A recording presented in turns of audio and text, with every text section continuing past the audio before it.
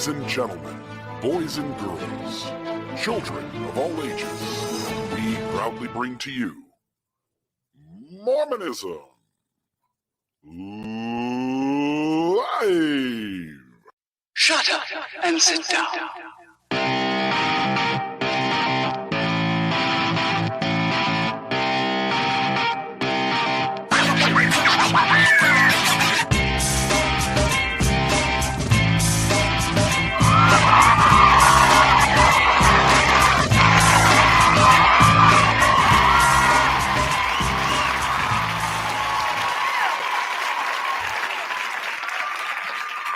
Good evening, everybody. How are you doing?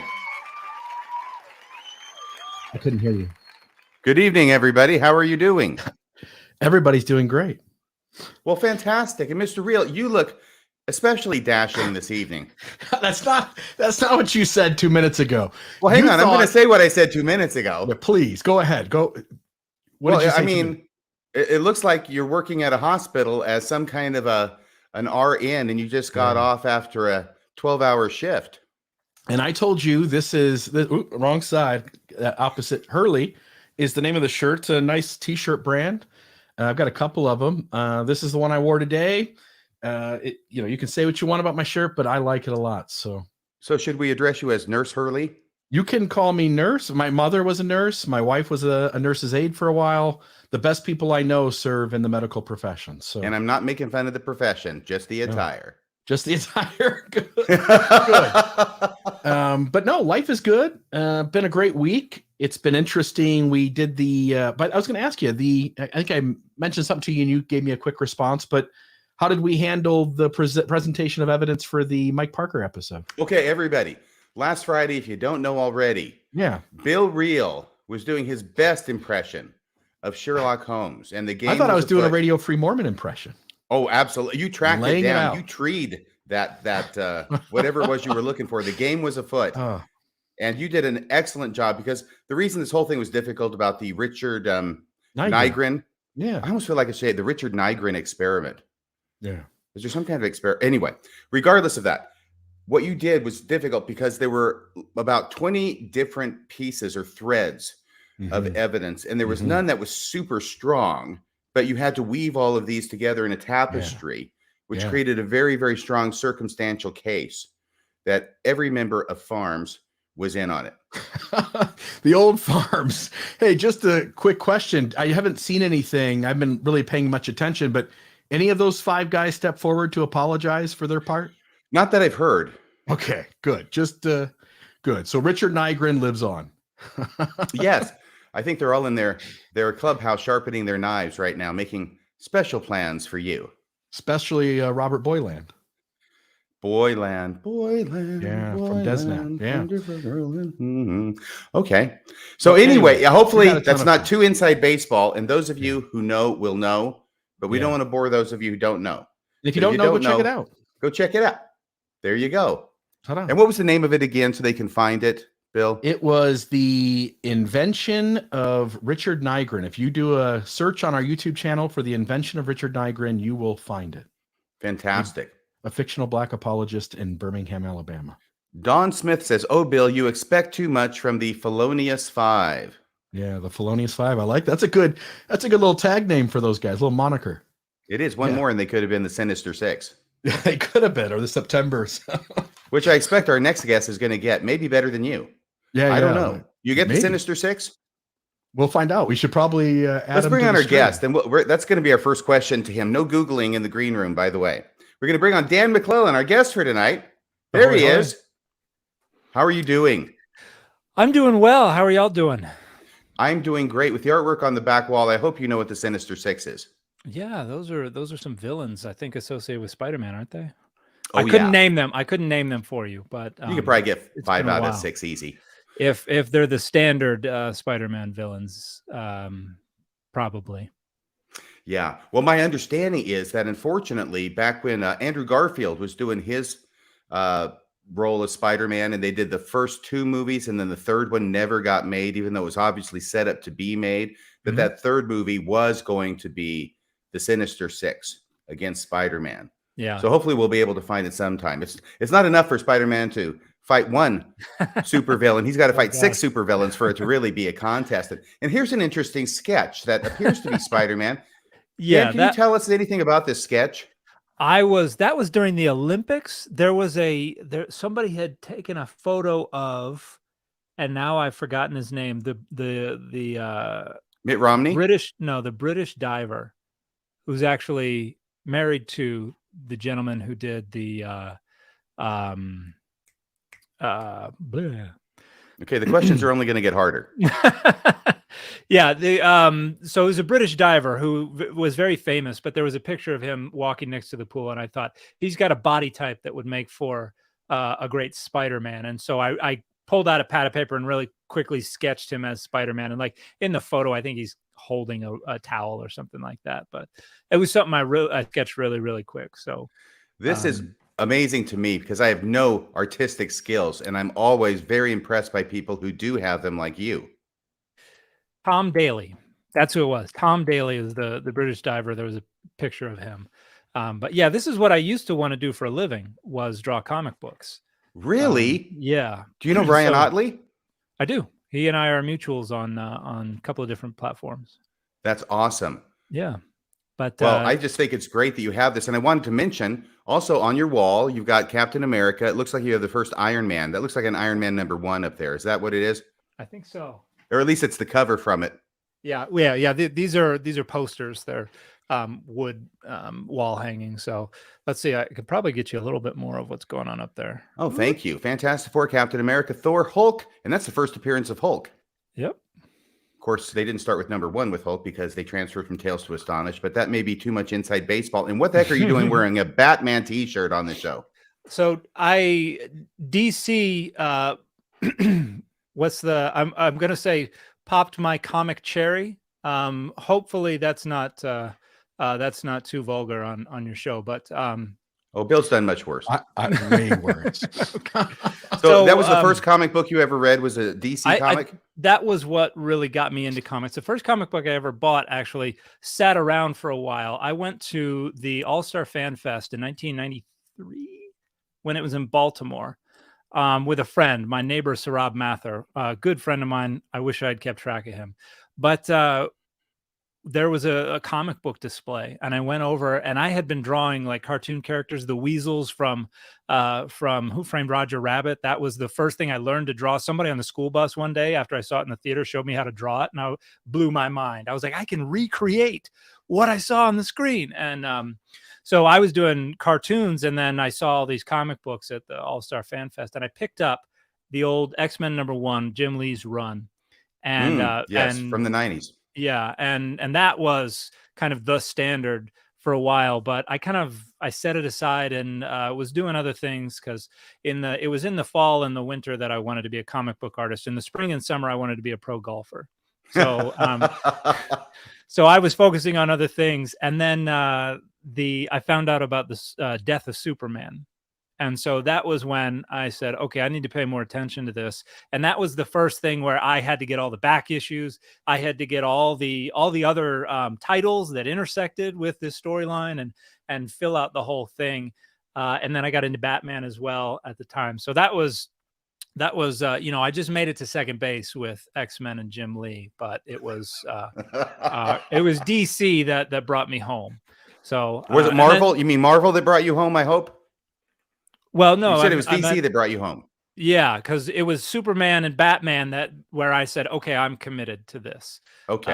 And then I got into Image Comics after that, right, which was really fun in the late 90s, although I managed to avoid anything drawn by Rob Liefeld. I just could not get into that dude's art. So I appreciate the characters that he created. I appreciate the storylines he came up with, but I couldn't stand his art. Well, this is fascinating to me, but I'm thinking it may not be as fascinating to the people watching. Yeah, I don't know. It's what they came about to Mormonism. See. Yeah. But it sounds like your research that you've applied to comic books, you've duplicated and perhaps accelerated when it comes to Bible studies. Is that right? Far exceeded. I get embarrassed when people who are actual academics when it comes to comic books want to talk with me. And I'm like, I'm going to embarrass myself if we go any further than this. So, that's gone far further with the other stuff. Yeah. So just to throw out to you, maybe to get at least part of the conversation started. To be an expert in something, to say you got to put 10,000 hours in. Mhm. And I've listened to a ton of your TikToks and deeply impressed with your knowledge. I'm just curious at some of the time you spend in places you've been to accumulate that knowledge. So I think I started getting interested in biblical studies as a missionary. Actually, I was baptized when I was 20 years old, and I submitted my mission papers a year and a day after my baptism. And I was baptized in Plano, Texas, and my bishop, shortly after I got baptized, was like, "We'd like you to prepare for a mission." And I was like, "That sounds like the coolest thing in the world, but I could never afford that." And they said, "We've already had multiple people offer to pay for the whole thing for you, so don't worry about that. We've got that covered." And so I felt I might as well try to prepare myself for being in the mission field with other missionaries. I had read the Book of Mormon. I hadn't read any of the other standard works. So I said, I got about a year. I'm going to try and get through as much of it as I can. I read hour and a half, 2 hours sometimes every day, got through all the standard works and then some, got to the mission field, and then realized I was way ahead of most of the other missionaries out there. But on the mission, someone gave me, I was in a little town I think I was in at the time either Salinas or a town called Rocha in Uruguay. And someone gave me a Bible, a Spanish translation of the Bible that had the Apocrypha in it and a Bible dictionary in Spanish. And I started looking through that. I started reading the Apocrypha, was fascinated by the history, particularly First and Second Maccabees. I just fell in love with the history, with the culture, I wanted to learn about the languages. In the Bible dictionary, there was a little chart that had in fact, hang on just a second. Okay, we've lost Dan. He's pulling a Dan's backyard professor on us. Okay, so I found a little chart. I'm glad you're faster than the backyard professor when he does that. It makes it spontaneous. It's fun. So did you find the Bible that you read or something else? This was my the Bible that was given to me as a gift when I got baptized. Somebody said, "What color Bible would you like?" I said, "Black." And so they said, "Here you go." And so I found this chart in the Bible dictionary that showed all the different ancient scripts, the Hebrew script, the Greek script, and then modern Latin equivalents. And I was like, oh, if I had a Hebrew text, I could decipher what was going on, at least figure out how to pronounce these things. And I didn't know what it was called at the time, but it was transliteration. And I knew I'd seen a Hebrew text in one of those Institute manuals that I snuck onto the mission with me, that some missions evidently didn't let you bring that kind of stuff. But those are huge. How do you sneak that onto your mission? I don't know. I pack light, but there was one page that had some Hebrew text, and this is the actual document that I used, where I sat there and tried to decipher, first transliterate and then decipher as much. I copied it and shrank it down.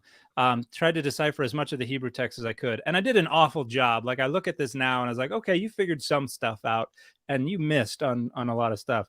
But I'm impressed that you even gave it a crack. That's amazing. And it then looks like a football play. It was a lot of fun. And I had always enjoyed languages. I never really learned any until I was on my mission learning Spanish. I took German all through high school and did okay. But I fell in love with studying the language, with studying the literature, with understanding the culture. And I heard about a program at BYU called Ancient Near Eastern Studies. And I thought, wow, if I could do that, go on to do graduate work, if I could make a living out of studying the scriptures, that would be about the coolest thing in the world. And did you get any exposure at all to Nibley during this time? A little bit, yeah, not a ton. Mostly it was Institute manuals, which now I look back at and kind of giggle. But because people of my age, as you probably know from your studies of ancient history, people of my age who had an interest in this kind of thing and proving Mormonism true by Bible studies, by Dead Sea Scrolls, by Nag Hammadi, by hook or by crook, wanted to follow Nibley's path and go to BYU and be in the Ancient Near Eastern Studies program and come out and then be able to use those tools to prove Mormonism is true once and for all. Did you have any kind of aspiration like that? I don't remember thinking about that kind of thing. I dabbled in apologetics to some degree, but I really just wanted to understand the stuff on its own terms. And like when I was in Uruguay, I was learning about Uruguayan culture, and I felt that we were taking kind of a paternalistic stance to what was going on there. We were lecturing people about how their country needed to be run, and how they needed to live their lives. So I wasn't happy with that. I wanted to understand their worldviews on their own terms rather than through a Latter-day Saint lens. And I feel like I've approached my study of the Bible and that world in a similar way. The first I mentioned, I was interviewed by Doug Fabrizio earlier this morning on Radio West, and I mentioned to him the first article. I think I mentioned to him the first article I ever published was as an undergrad in BYU's, what was it called? Religious Education Student Symposium. And it was an article called Latter-day Saints and Patristics. And it was basically saying, here are things in patristic literature that Latter-day Saints really like, because it seems like proto-Mormon stuff, like Origen and the pre-existence and all this kind of stuff. And my article was basically saying, this doesn't work, this doesn't work, this doesn't work, stop doing this. And so from as early as I can remember, I was trying to let the data function on their own terms. And I know that I was involved in apologetic stuff a little bit 20 years ago. I think I got over it pretty quickly when I realized that we did not have a winning hand. See, this is what happens when somebody mature and intelligent approaches apologetics. You're only with it for a short period of time. People like me, we just hang on for decades. Ever and ever, don't we? Yeah, before we finally realize what you realized early on. But I found that I also wasn't satisfied with just spending all my time ragging on folks who were more conservative. And so I kind of took this, I started finding a lot more fulfillment, and I felt a lot more respect for the data by taking kind of a middle stance and spending most of my time telling everybody they were wrong. But saying, okay, this is not good from this side, but it's also not great from this side.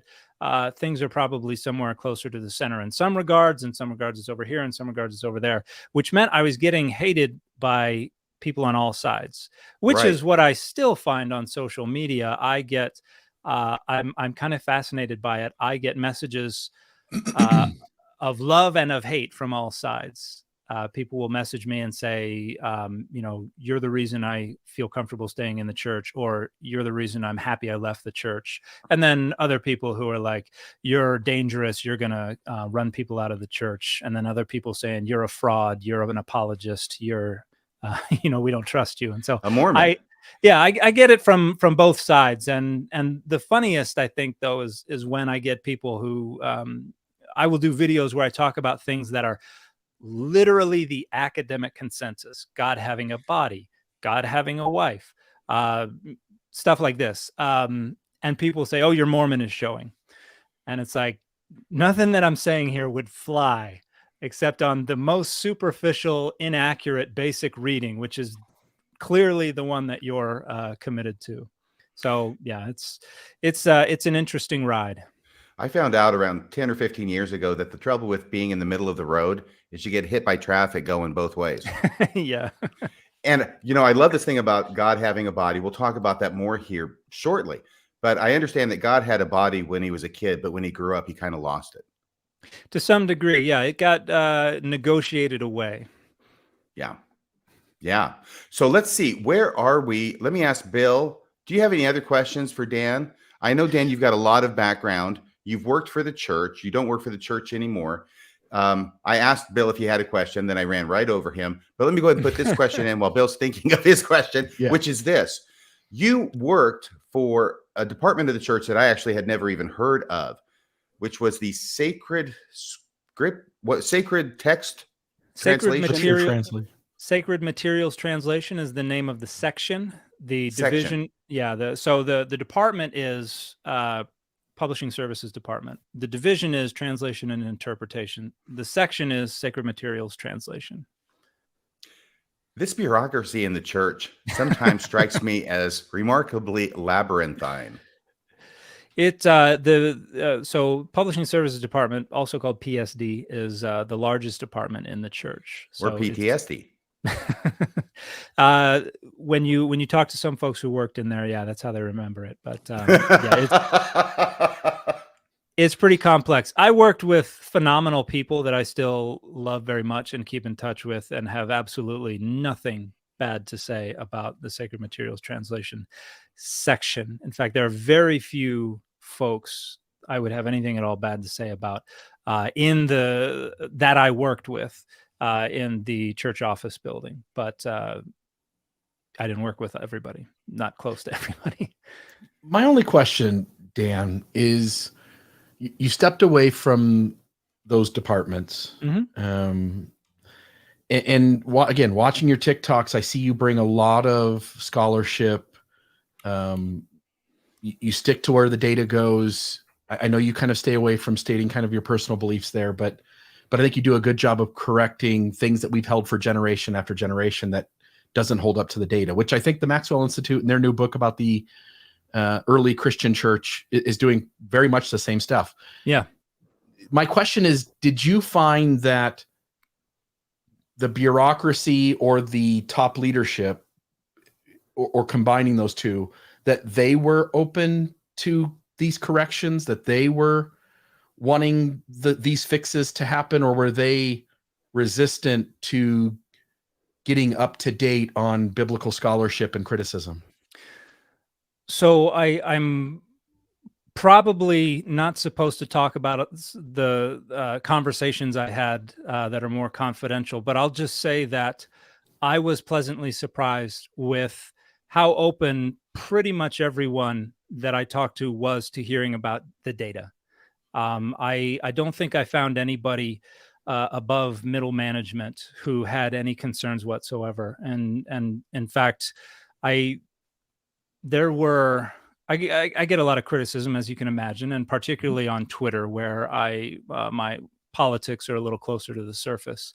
And so I had folks who were calling in and trying to get me in trouble, and not a single person in the chain of command that I know about ever had anything bad to say about me. Had only positive things to say.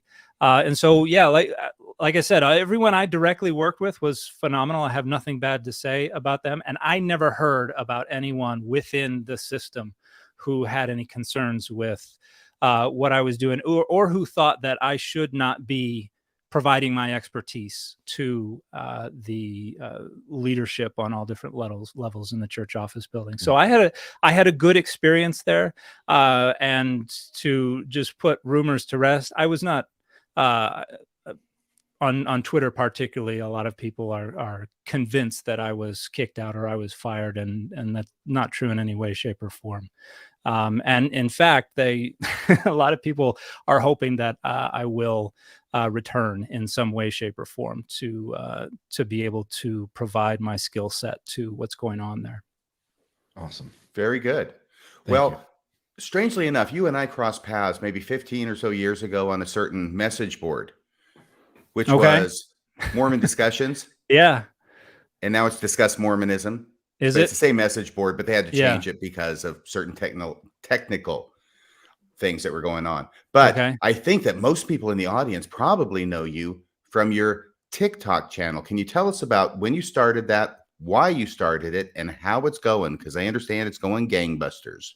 It has gone a lot better than I could have expected. I think it was March 2021. I was seeing a lot of videos being cross-posted on Facebook, on Twitter, on Instagram from TikTok. And at the time, my understanding of TikTok was that it was for teenagers dancing and for Korean youth to disrupt Republican presidential campaigns. And so I was happy to let them do their thing.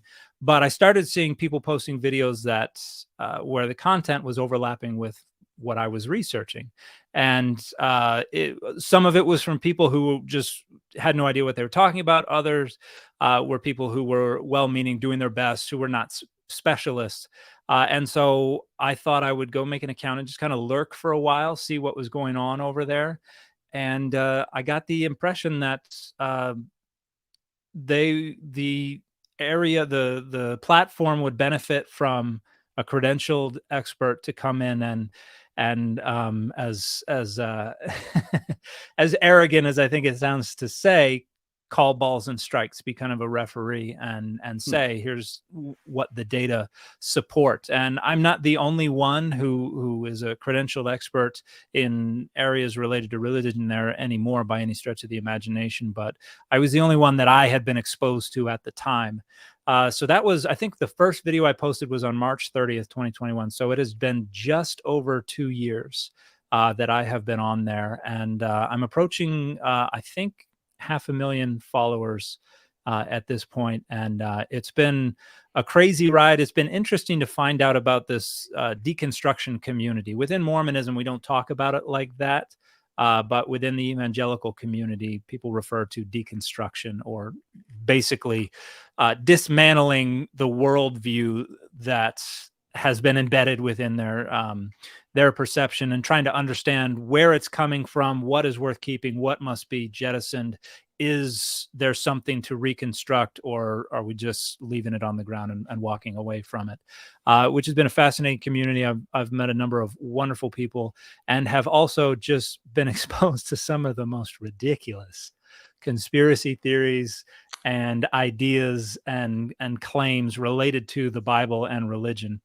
But I kind of position myself as someone who's there to try to help increase access to the academic study of the Bible and religion. So it's not just going on in the ivory tower, but something that people can access without having to wait 80 years for it to become public, for it to become open access, so it can be on the internet. And then I also try to position myself as someone who's there to help combat the spread of misinformation regarding the Bible and religion. So I've probably taken off a far bigger bite than I can chew, but I'm hoping that other people will get involved too. And some already are.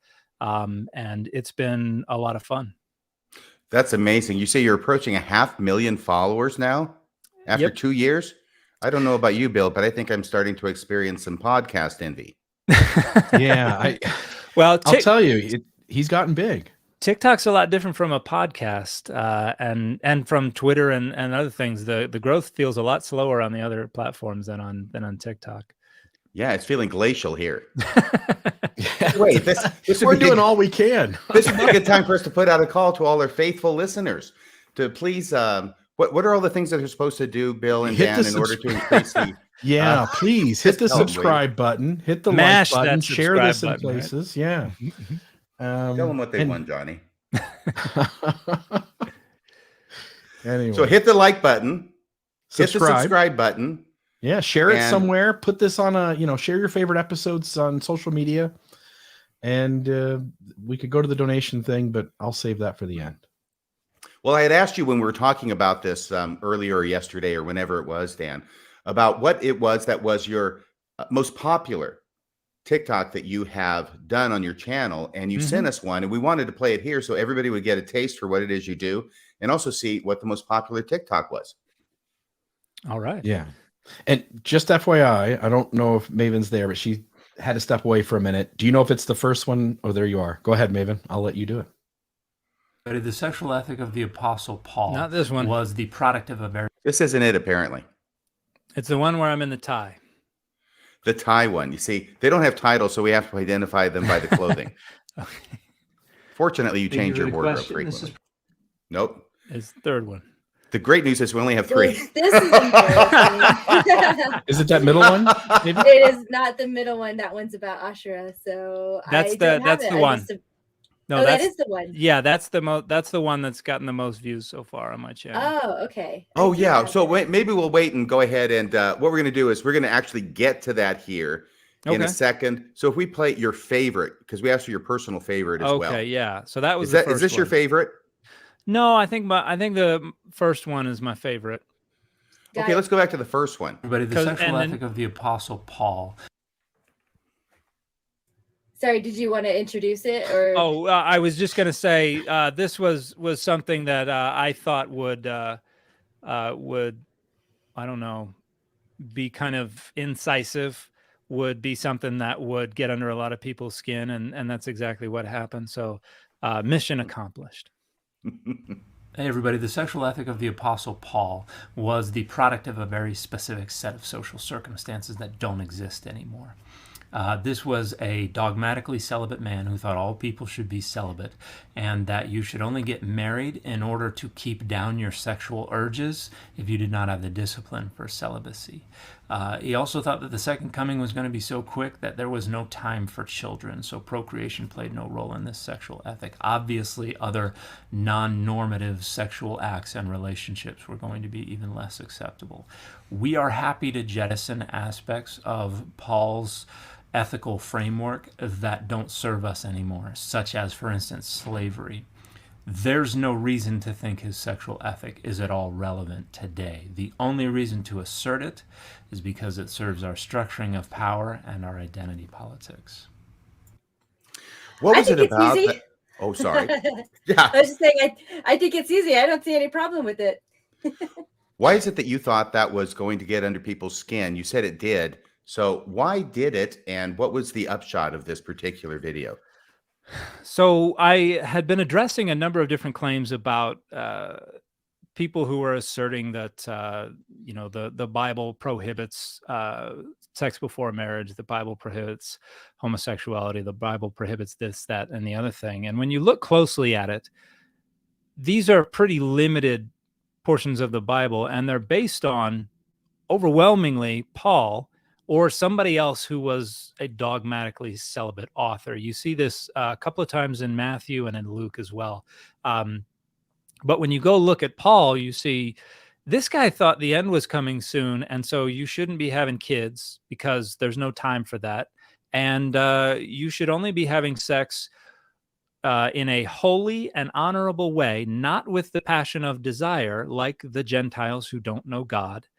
So in other words, it needs to be prophylactic, it needs to be rare, it needs to be without passion, just to keep down the urges. And so It sounds a little bit like a little factory talk. something like that, only it extends to all sex. Right. And when you kind of have a grasp of who this dude is, who is lecturing us about sexual ethics, it's like none of you would accept anything else he says, but you're latching on to this one thing. You don't know what's motivating it. You don't know what social hierarchies of domination, of penetration, of all these other things, of agency are governing why they're feeling the way they're feeling about these issues. All you're doing is saying, well, Paul said no, so we have to create legislation to keep you from being able to do those things. And it's negotiating with the text. Now, I've said repeatedly that negotiating with the Bible is an inevitability. Nobody can escape having to negotiate with the text. But when Paul says a dozen things and you just totally ignore 11 of them, we don't care about that. We care about the one, and you don't even know where the one's coming from. All you care about is how it functions as a rhetorical bludgeon in your hands. Then you're not trying to follow Jesus. You're just trying to structure power. You're just trying to serve the interests of your own identity politics. And opposition to LGBTQ plus rights has been a central identity marker of conservative Christianity for generations and will continue to be until people grow up and realize the only reason we hold on to this is because we've decided to, because it serves our identity politics. I was going to Question say that for some you. time ago when I read 1 Corinthians 7, and of course, that's where this main statement by Paul is embedded. It didn't take a rocket scientist, which I'm not, my dad was, but not me, to realize, even in King James English, I could parse out the fact that he's talking about a worldview in which he believes Jesus is coming back any day now. And that's what's informing his views on sex and marriage. Yeah. Go ahead if you want to respond to that. I was actually going to follow up, piggyback on what you just said, which is Right. Here we are in the last days, according to the LDS Church, right? Like there's this idea that it's the Church of Jesus Christ of Latter-day Saints. Yeah. And so much of how we frame our theology is also in awareness that Jesus could come back any day. And I think we're dealing with, in this moment, we're starting to let go of that grip and say, maybe he doesn't come back for another 5,000 years or 10,000 years. And that seems to also be playing a part in how the LDS Church frames things. And I'm just curious if you have any thoughts on that, I guess, essentially. Yeah, I think we've now, again, we're negotiating this. We've been through a number of different iterations of how this is all unfolding since Joseph Smith, at least within the Latter-day Saint tradition, within Mormonism.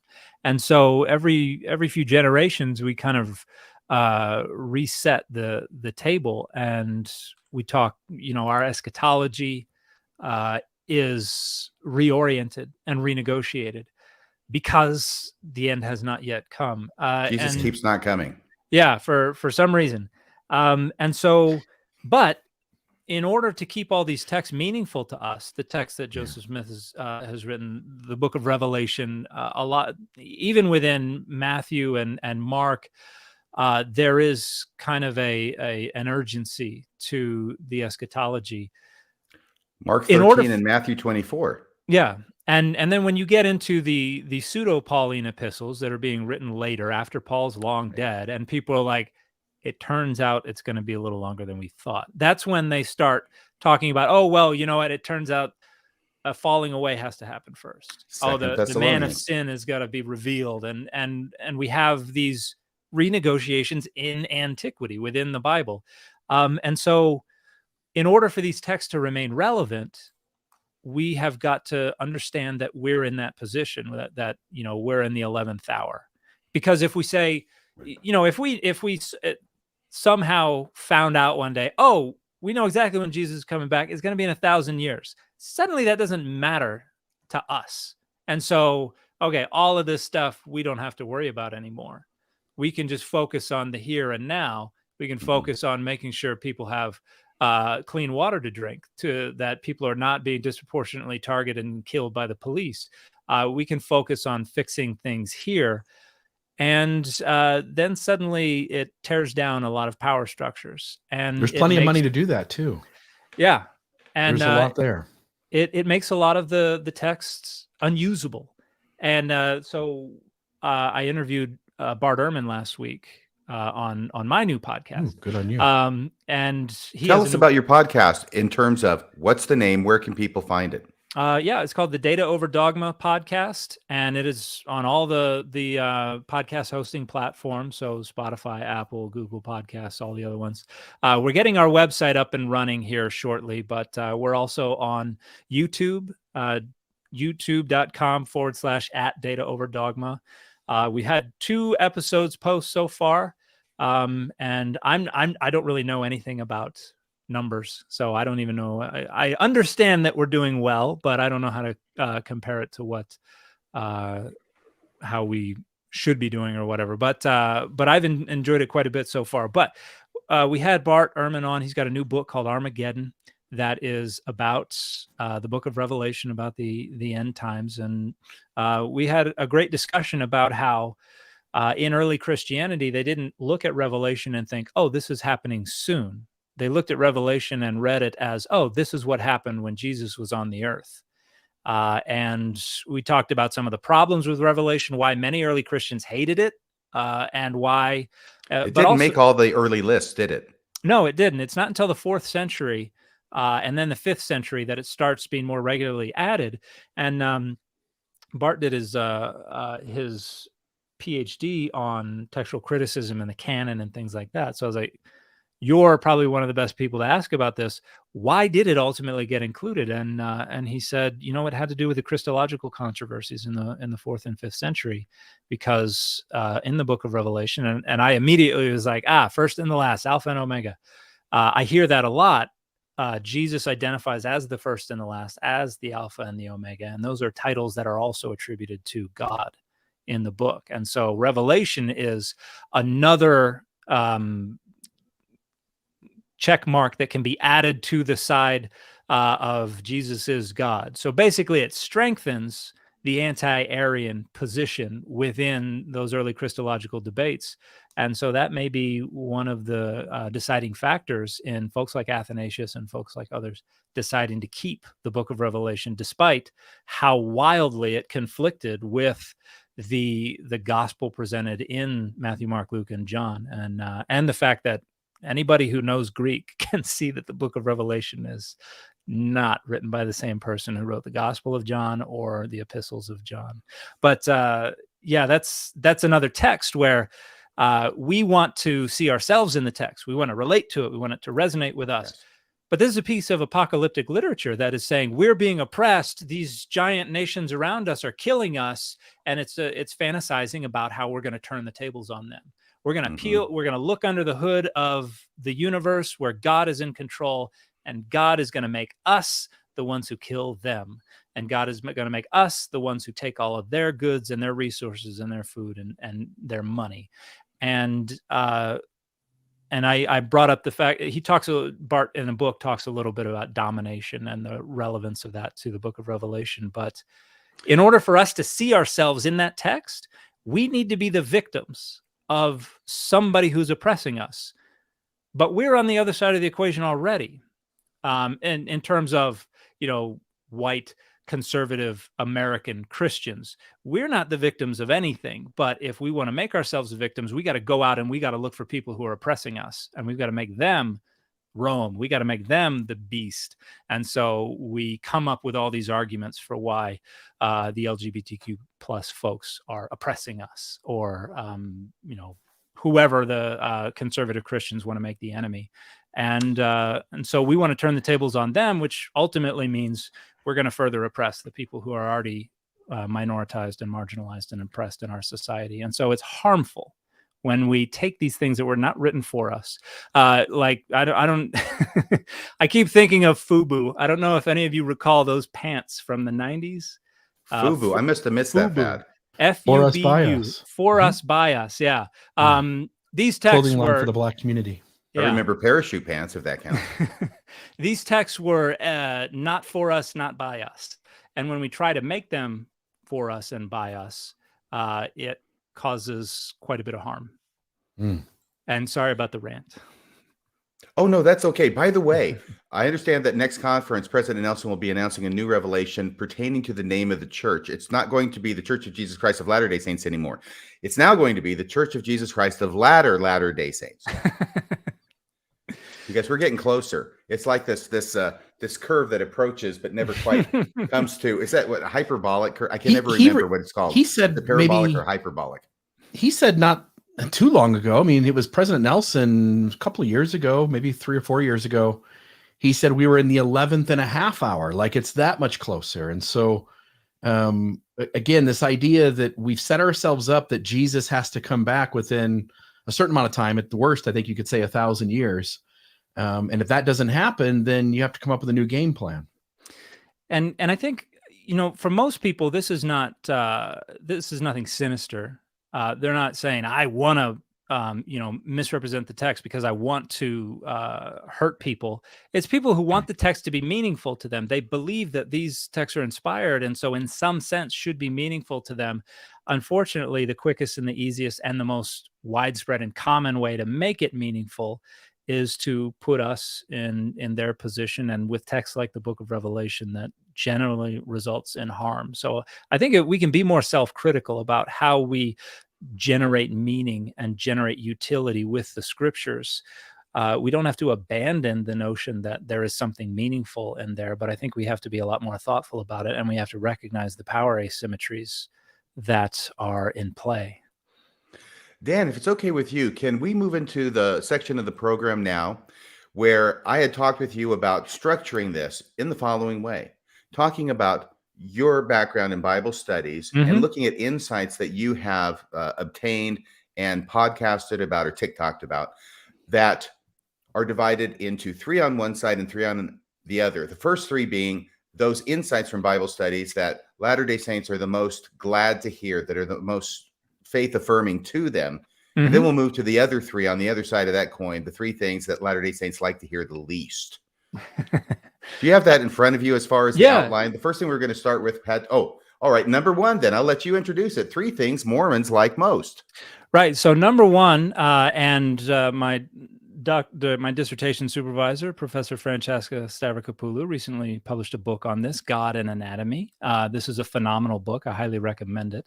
But the first thing that I think a lot of Latter-day Saints appreciate hearing is a consensus view among scholars, is that throughout the entire history of the Bible, God was conceptualized as someone who was human-sized, human-shaped, and had a corporeal anthropomorphic body, a physical body.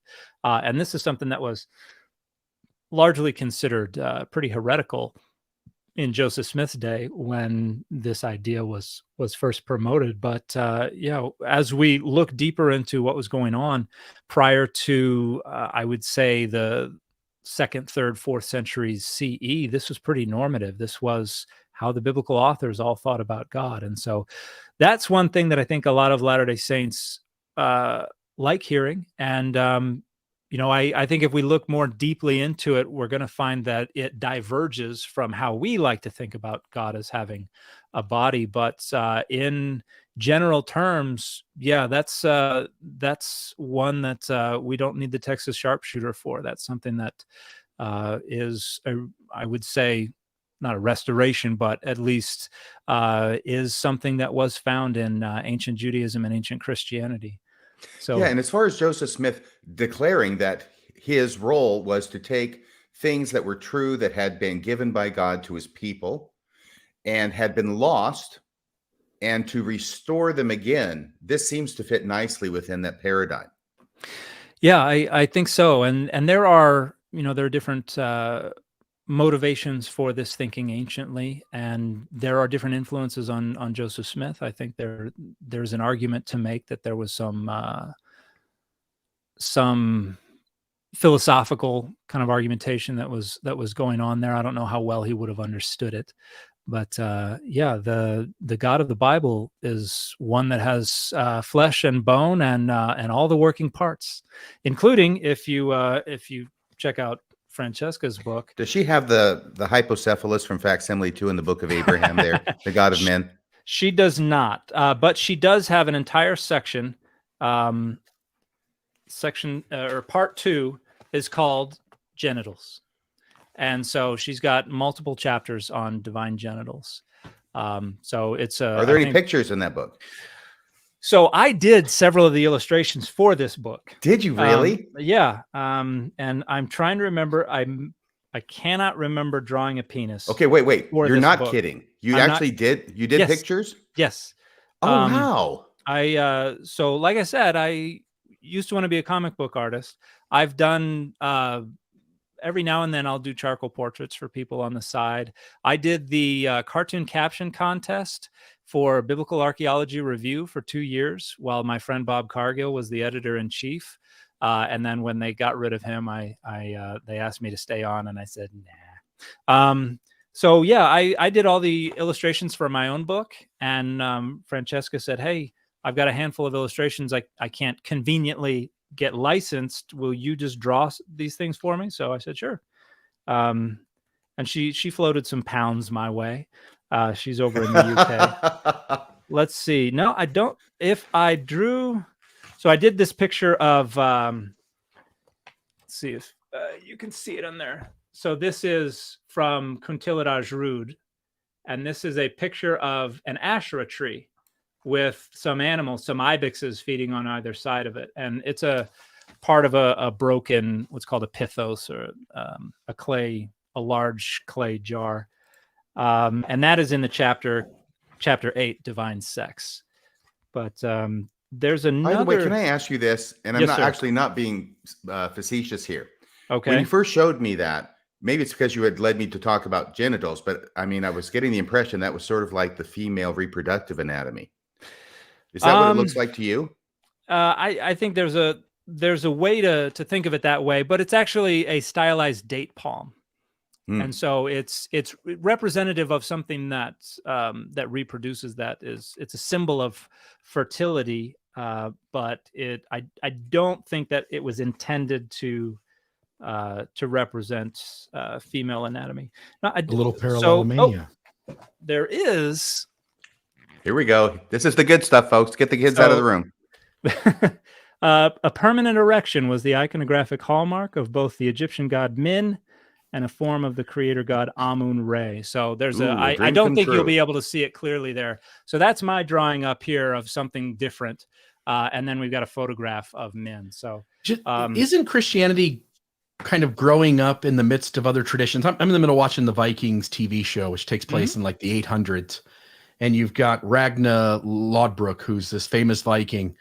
And, the Viking gods are, Zeus and all the, Hercules, they also seem to be indicating some degree of body and passions. It seems as though Christianity very much is growing up alongside other faith traditions that also have corporeal gods who are subject to their passions. And I'm just curious if that seems, it's easy to say like it's a bullseye for Mormonism.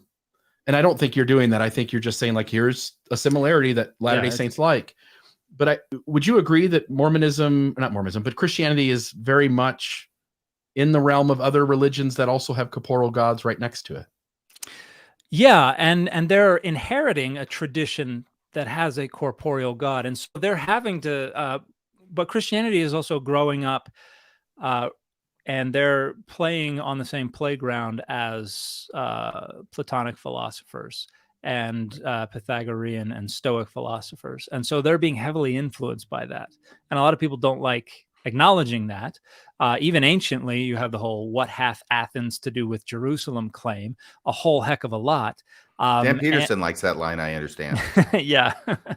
But a lot of what develops within the apologetic discourse in early Christianity, so the apologists are kind of taking off in the middle of the 2nd century CE, and their job is to some degree to try to intellectualize, philosophize the gospel in order to make it palatable for the Greco-Roman intelligentsia. They were making it respectable for the smart folks, right? The educated people. And so part of that was adopting and assimilating to a lot of these Platonic ideas that the divine and the transcendent was opposed to the flesh. And so Paul is very much like that. No, it's not a fleshly body, it's a spiritual body. And this is reflecting these Greco-Roman philosophical frameworks. And so Christianity's rejection of the corporeality of God is a product of the influx of those ideas, and it doesn't happen within Judaism until you get the philosophical until we get the philosophical turn within medieval Judaism. So it's like Maimonides and those where Judaism finally says, okay, we're doing away with the corporeal deity, when the philosophers kind of take over. And there was even a Latter-day Saint published a great article in, I think it was Harvard Theological Review some 30 years ago. David Paulson, I think his name was. Right. Augustine and... About the Godhead.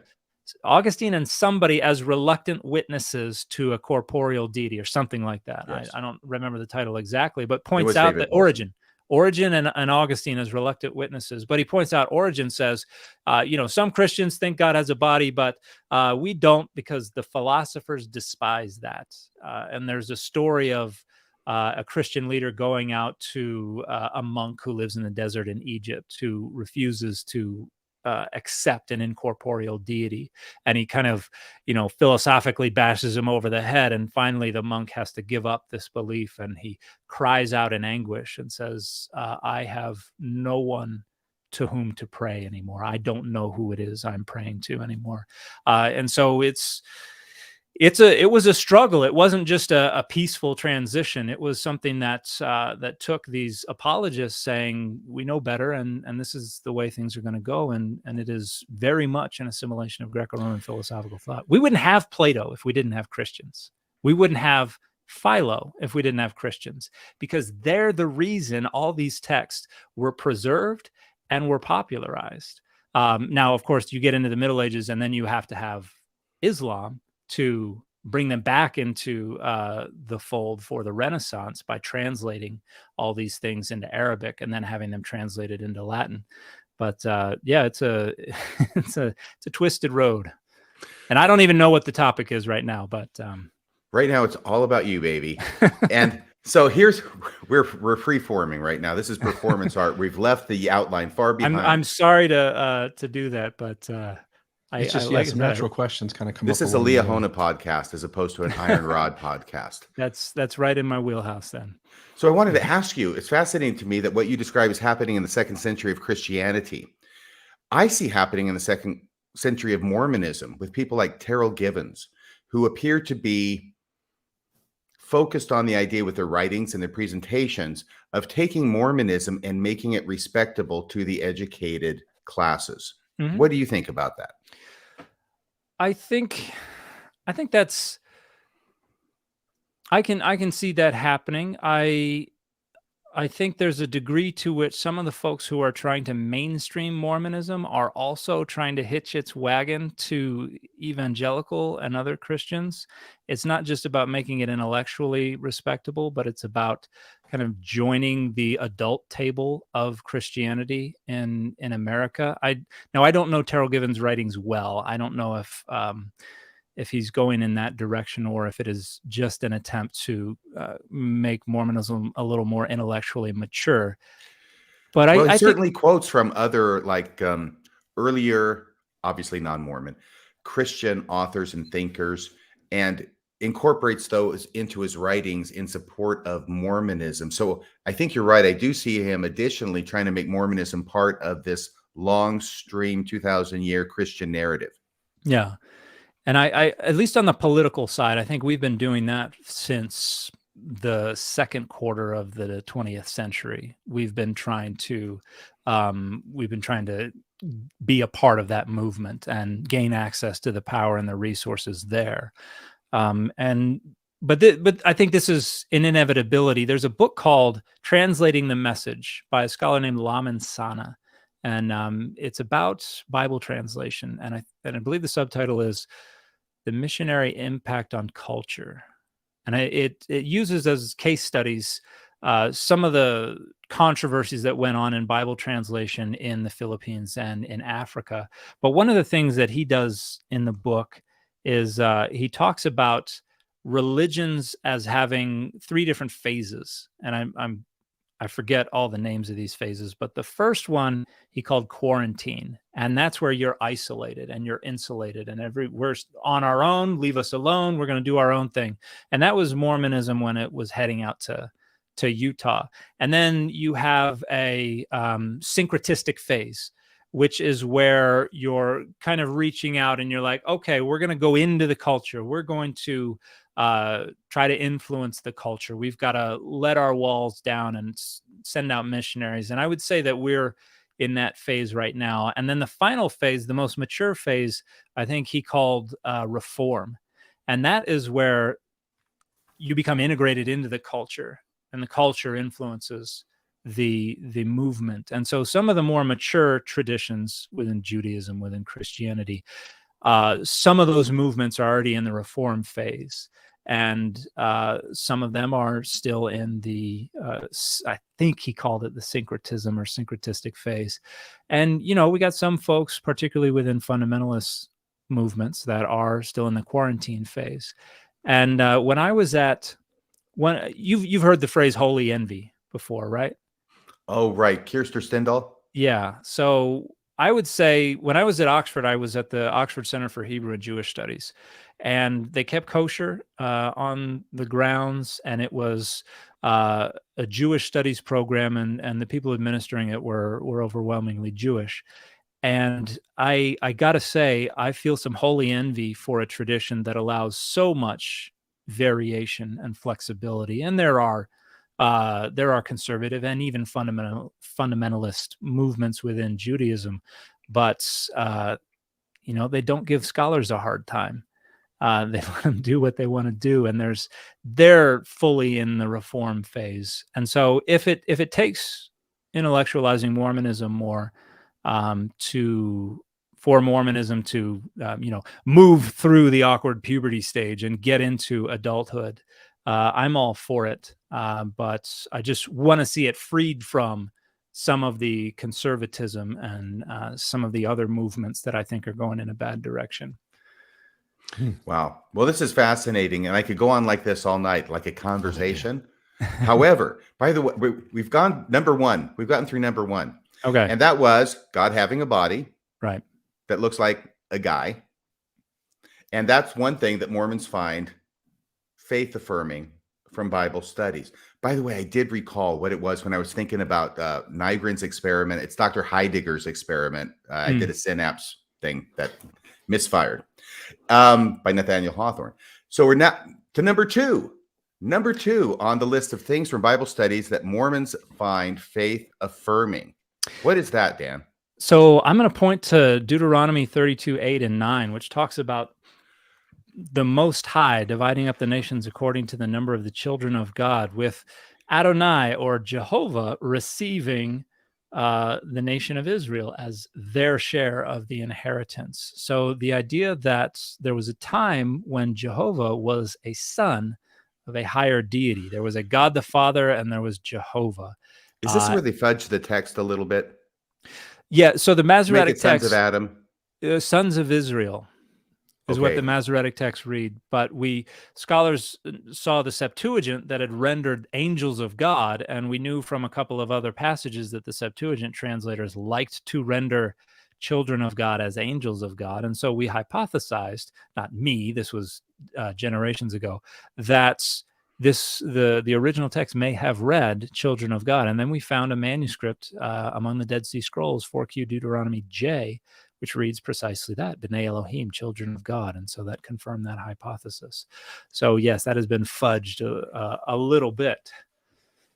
And And let me just say, I'm so sorry. I don't mean to interrupt, but just the very fact from Bible studies, when we find out that the text has been fudged over time in order to accord with certain religious sensibilities, that alone is faith affirming, or at least it was to me 15 years ago when I was studying this and still had a faith to affirm about what Joseph Smith said had happened with the Bible, that there were priests who either intentionally or unintentionally were changing things and monkeying with things, taking things out, putting them in.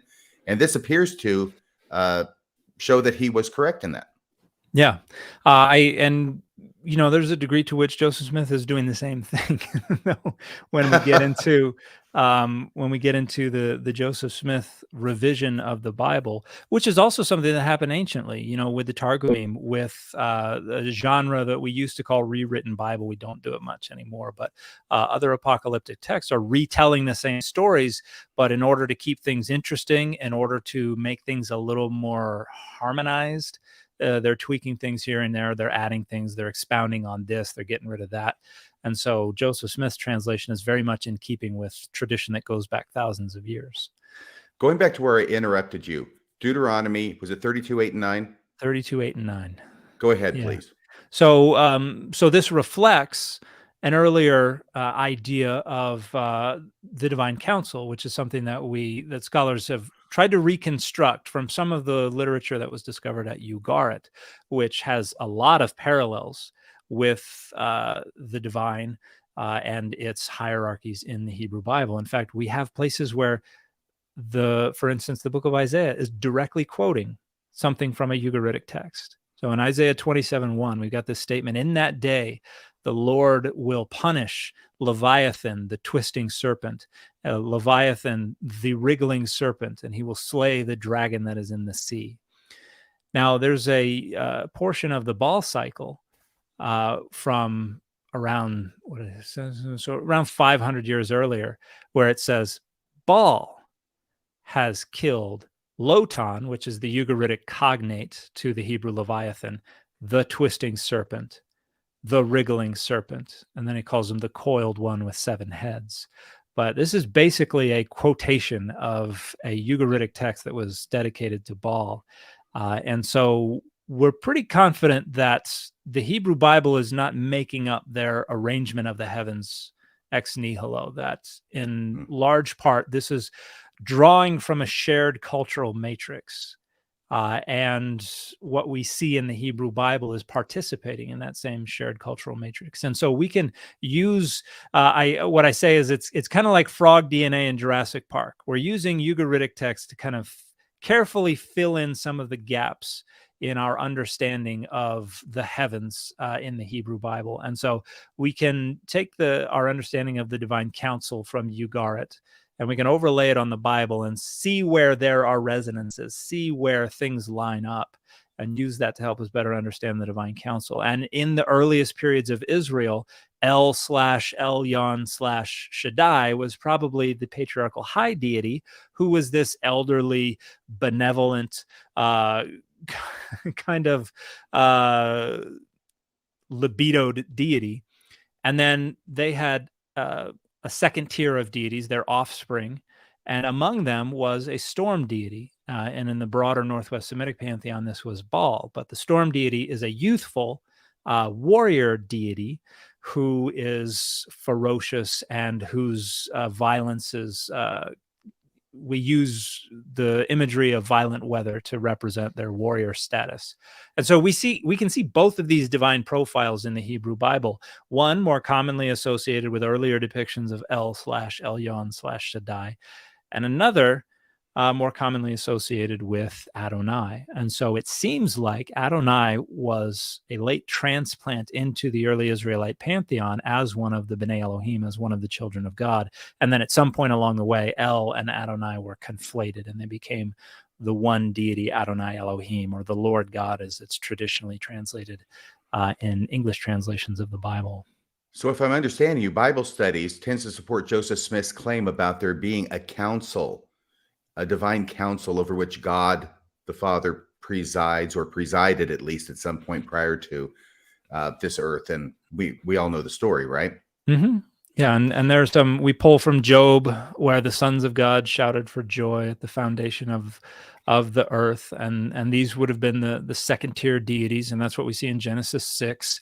And we see it at the beginning of Job 1:6 and Job 1:2, where the children of God, the B'nai Elohim, come and strut before God on their throne.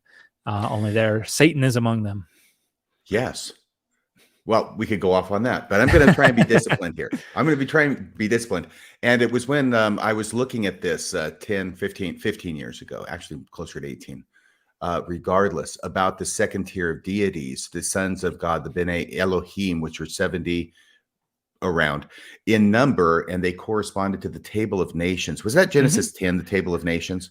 That's Genesis 10. Where they lay out all the different nations, and the idea behind it, which is not readily apparent from a novice approaching the text, at least not to this novice as I approach the text, that those were the nations, and each of the B'nai Elohim, the sons of God, was assigned to be the God of each nation, and the one God who was assigned to be the God of the nation of Israel was Yahweh.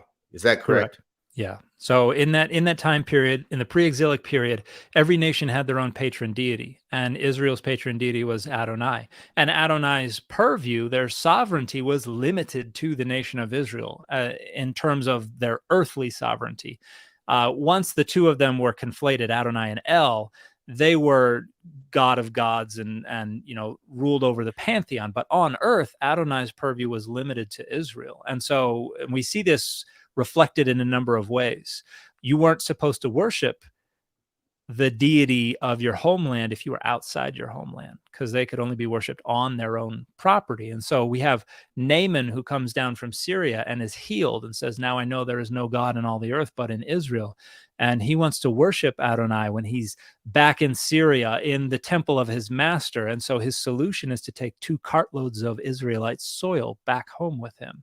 So Is that why he does this? Yeah. So that's so he can be on Israelite soil in order to worship the deity who is only accessible on Israelite soil. It reminds me of the vampire mythology. Yeah. It's I don't know if that's inspires it in any way, shape, or form. The vampire. Right. It's mythology. probably just a coincidence, but still. But and we see this in David. Saul is pursuing David, and I don't know if you recall the story where Saul's asleep at night and in a cave on one side, and he comes in. Was that the cave, or was that the sword and the garment? And so he takes a bottle of water and his sword or staff or something, and so David runs down the valley and up the other side, and then he's like, "Hey, wake up!" and wakes him up, and he's shouting at I don't remember if it's Abner. I think it's one of no, it's not Abner. It's one of Saul's guys. But Saul wakes up, and Saul and David are shouting back and forth. And David says, your men are forcing me to worship other gods by depriving me of my share in the inheritance of Adonai. So we know Adonai's inheritance is the land of Israel. forcing him to worship other gods because they are pursuing him, and they're about to push him outside of the territory of Israel, where he will no longer be able to worship Adonai. He must worship the deity that is sovereign within whichever territory he's in. And so that also reflects this idea. Adonai is limited to the land of Israel. Now, when the Judahites get exiled, this is one of the great crises of early Judaism. We are outside the land. We have this part of the psalm. How can we sing the song of Adonai in a foreign land? So we need to find a way to access God's That's Lamentations, right? Yeah. Well, that's in the Psalms, but the Lamentations are a similar theme. We are lamenting the loss of the temple, the land. We can't access God. And so we have a few different solutions that come up. Ezekiel mobilizes the divine throne. The temple's destroyed, but now we have this vision where God's basically riding around on this mobile throne through the skies. And we got the Ophanim, the wheels, and we got the living beings and the platform, and then God's throne is on top of it. So he's mobilized the throne, and that's so that God can now leave the temple and travel over and visit their people in Babylon. And then I published an article in 2018 in the Journal of Biblical Literature arguing that this is what Psalm 82 is doing, where God stands in the midst of the divine council and judges among the gods and basically condemns them to mortality for allowing the foundations of the earth to be rocked, showing favoritism to the wicked, neglecting the poor and the needy. And my argument is that this all reflects the social upheaval of exile.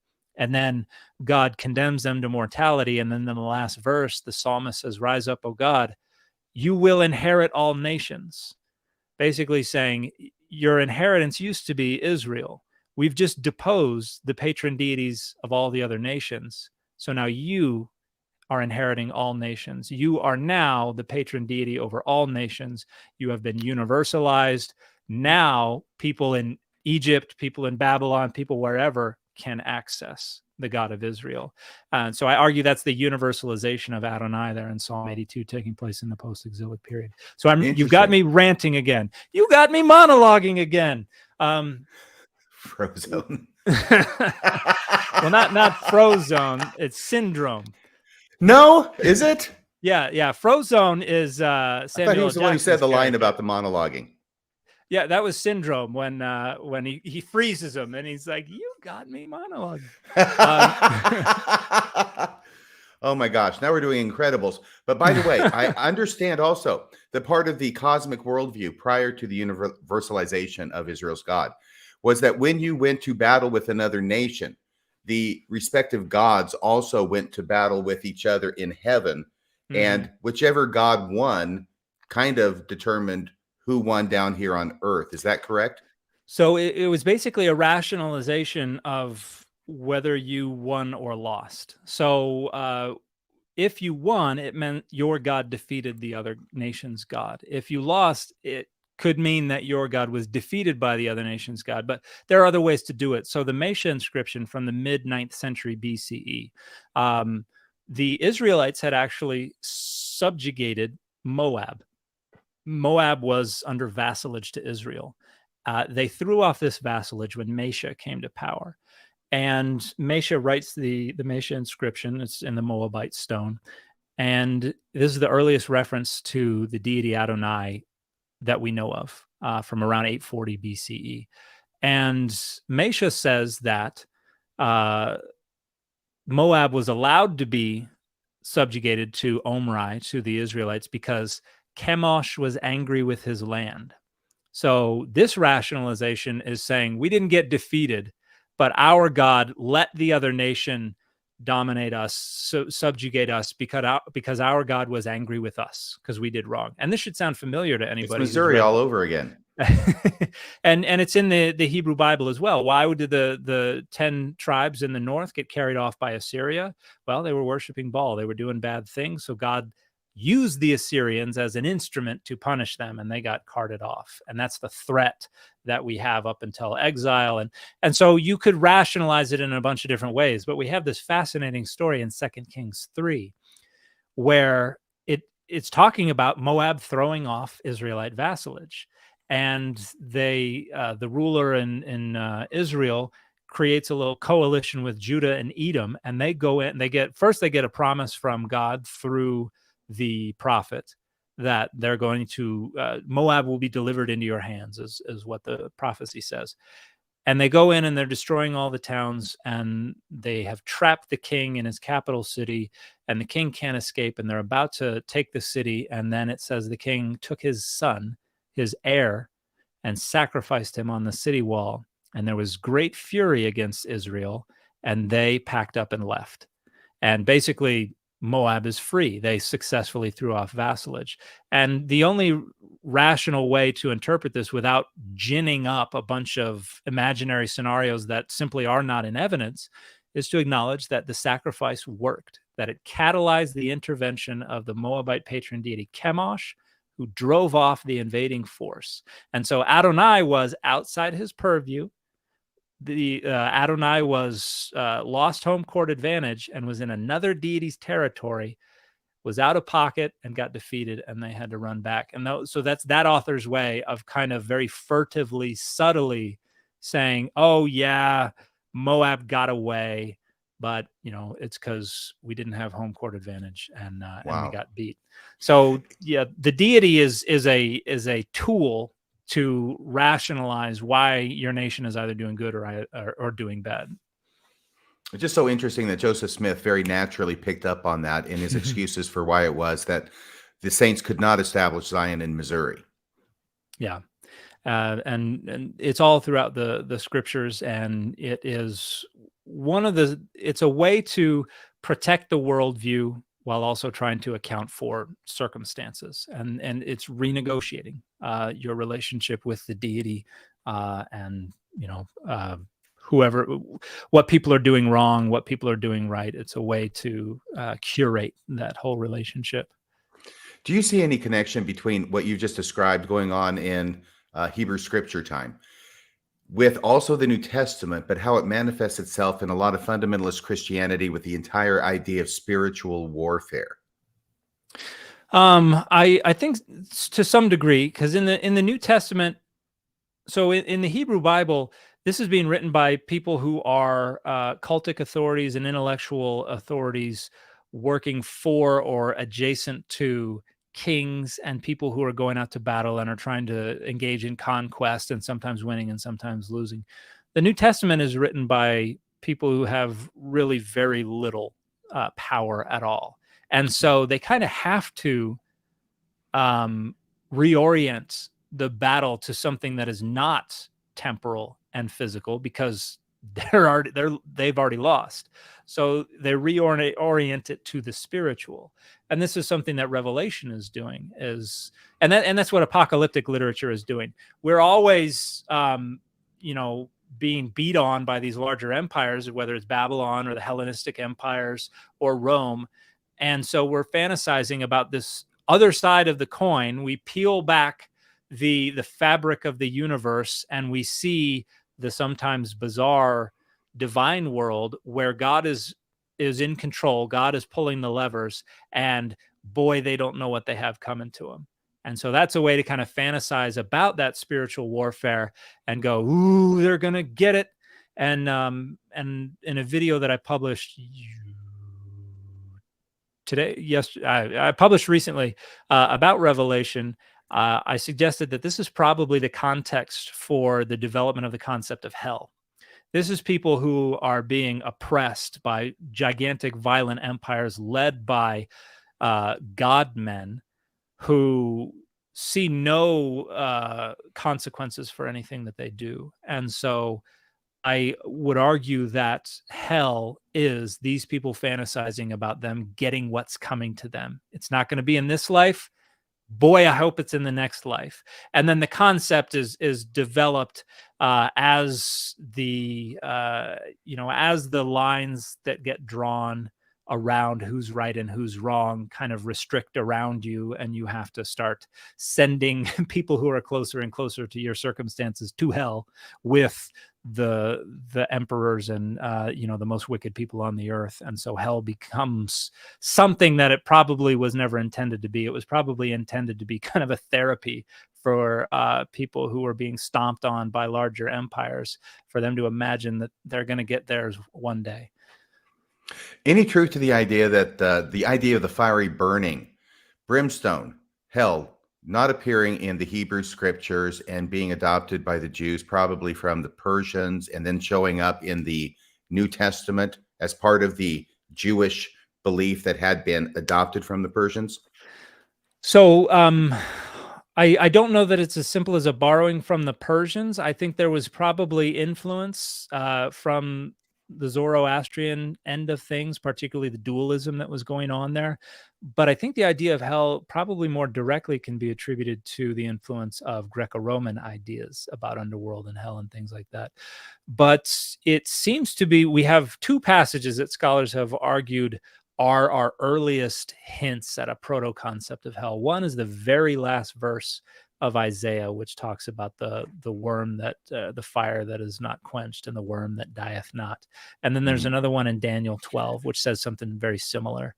By the way, the last verse of Isaiah, you mean 66? I believe so, yeah. So that would be Tridero Isaiah, possibly? Yes. From the end of the exile? Babylonian exile? Yeah, so we're getting into the Greco-Roman period. Right, and Daniel, of course, being very, very late. The 2nd century, maybe? Middle of the CE? 2nd century, 160s CE. And so these are the very latest texts in all the Hebrew Bible, and they're starting to point in the direction of what we see developing more clearly in some of the other Greco-Roman period literature, the Enochic literature, for instance. Some of the apocryphal literature talks about it as well. We see it in Josephus. We see it in the Sibylline oracles. We see it in places like that, some of the early Christian apocalypses. So basically, this idea that those really super bad people are getting what's coming to them in the afterlife gets further developed. And by the time we get to the New Testament, there are basically 3 different concepts of punishment in the afterlife. We've got annihilationism, we've got temporary torment followed by annihilationism, and we've got eternal conscious torment. And we actually see all 3 in the New Testament to some degree or another. Paul never talks about them at all. But in the Gospels, we see all 3 of them reflected in one way or another. So it seems like the idea is still developing. It's still percolating. But we do see some hints at it in the New Testament that are being influenced by some of this Greco-Roman period Jewish literature. And it's really in the early Christian literature, and particularly in the medieval period with Dante's Inferno and other stuff like that, that a lot of the imagery that we now associate with hell is embedded. And so, yeah, it's a long history of development, but there are folks who talk about the Valley of Hinnom, Gehenna, which is what we see in one of the words that's translated hell in the New Testament. Some people say, well, no, that's not this spiritual realm. It's an actual physical place on earth where they the burn pile outside Jerusalem. So that's the myth, but there's absolutely no data that there was ever any such landfill or no way. No, that comes from let's see. I think the earliest reference we have to that is about 1,000 years after the New Testament.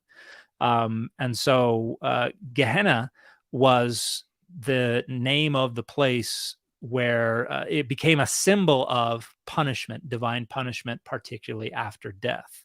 And so in that Greco-Roman period Jewish literature, Gehenna moves from the valley where the kings sacrificed children anciently, moved to this kind of symbolic post-mortem punishment for the wicked. And so by the New Testament, this is Gehenna is this post-mortem location for divine punishment, whether it's temporary or eternal. So let me make sure I'm clear here. There was no burn pile, as far as we know, outside of Jerusalem. But is there a place called Gehenna next to Jerusalem? Yes, there's a valley that's just southwest of the city of David called the Valley of Hinnom, and it was Ge Ben Hinnom in the Hebrew Bible, the Valley of the Son of Hinnom, and that is where, in the pre-exilic period, the kings were supposed to have made their children to pass through the fire. And now they say to Moloch, and we understand Moloch is this deity. Moloch is just a noun that refers to a type of offering that commonly referred to a child sacrifice. And so there was no deity named Moloch. Most of these were probably child sacrifices offered to Adonai. But if we can gin up a deity named Moloch, then we've got another target for the sacrifices, and we've outsourced child sacrifice away from Adonai and onto another deity. Yeah, reflections of that ancient child sacrifice amongst the Jews, I think, being in the Abraham and Isaac story, the Akedah story, and more famously in the whole Jesus Christ story. Yeah. Yeah, there's a great discussion. John Levinson wrote a book called, oh no, I forgot the name of the book. The sacrifice, something about the beloved son. But it's talking about how Jesus reflects this ancient idea of child sacrifice. And then Dr. Stavrakopoulos' dissertation, which was later published, was on child sacrifice and Manasseh. So she's worked on that a lot as well.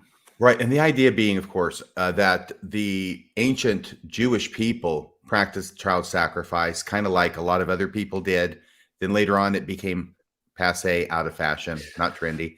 And so it was looked down on, and with horror, which may have been some of the interpretation about why it was the Jews, the Hebrews backed off when the king kills his own son. I've heard that interpretation, right? The horror.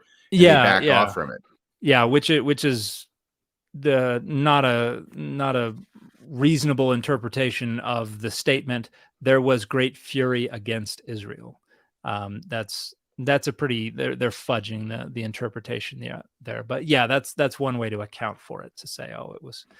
It's obviously the way I read in my institute manual or whatever it was I was reading.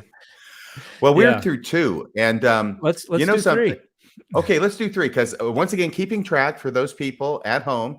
Number 1, things Mormons like most about Bible scholarship is, number 1, the anthropomorphic and corporeal God. Number 2, the idea that Jehovah is the son of the God the Father. Jehovah is the son of God the Father, and the idea of the grand council in heaven. And number 3 is going to be the idea of what? Mother in heaven, heavenly mother, also known as Asherah. So this is something that has become, I would say, a consensus view among at least critical biblical scholars. That's in the pre-exilic period up to the 8th or the 7th century, depending on who you asked, God had a wife, and this wife was probably Asherah. And that was the name of a famous book. Was it by Deaver? Yeah, Bill Deaver, back in 2005, Did God Have a Wife? Folk religion and something in ancient Israel. A lot of Bill's books were questions like that. Who were the Israelites and where did they come from? Did God have a wife? And that was how he grabbed your attention in a title.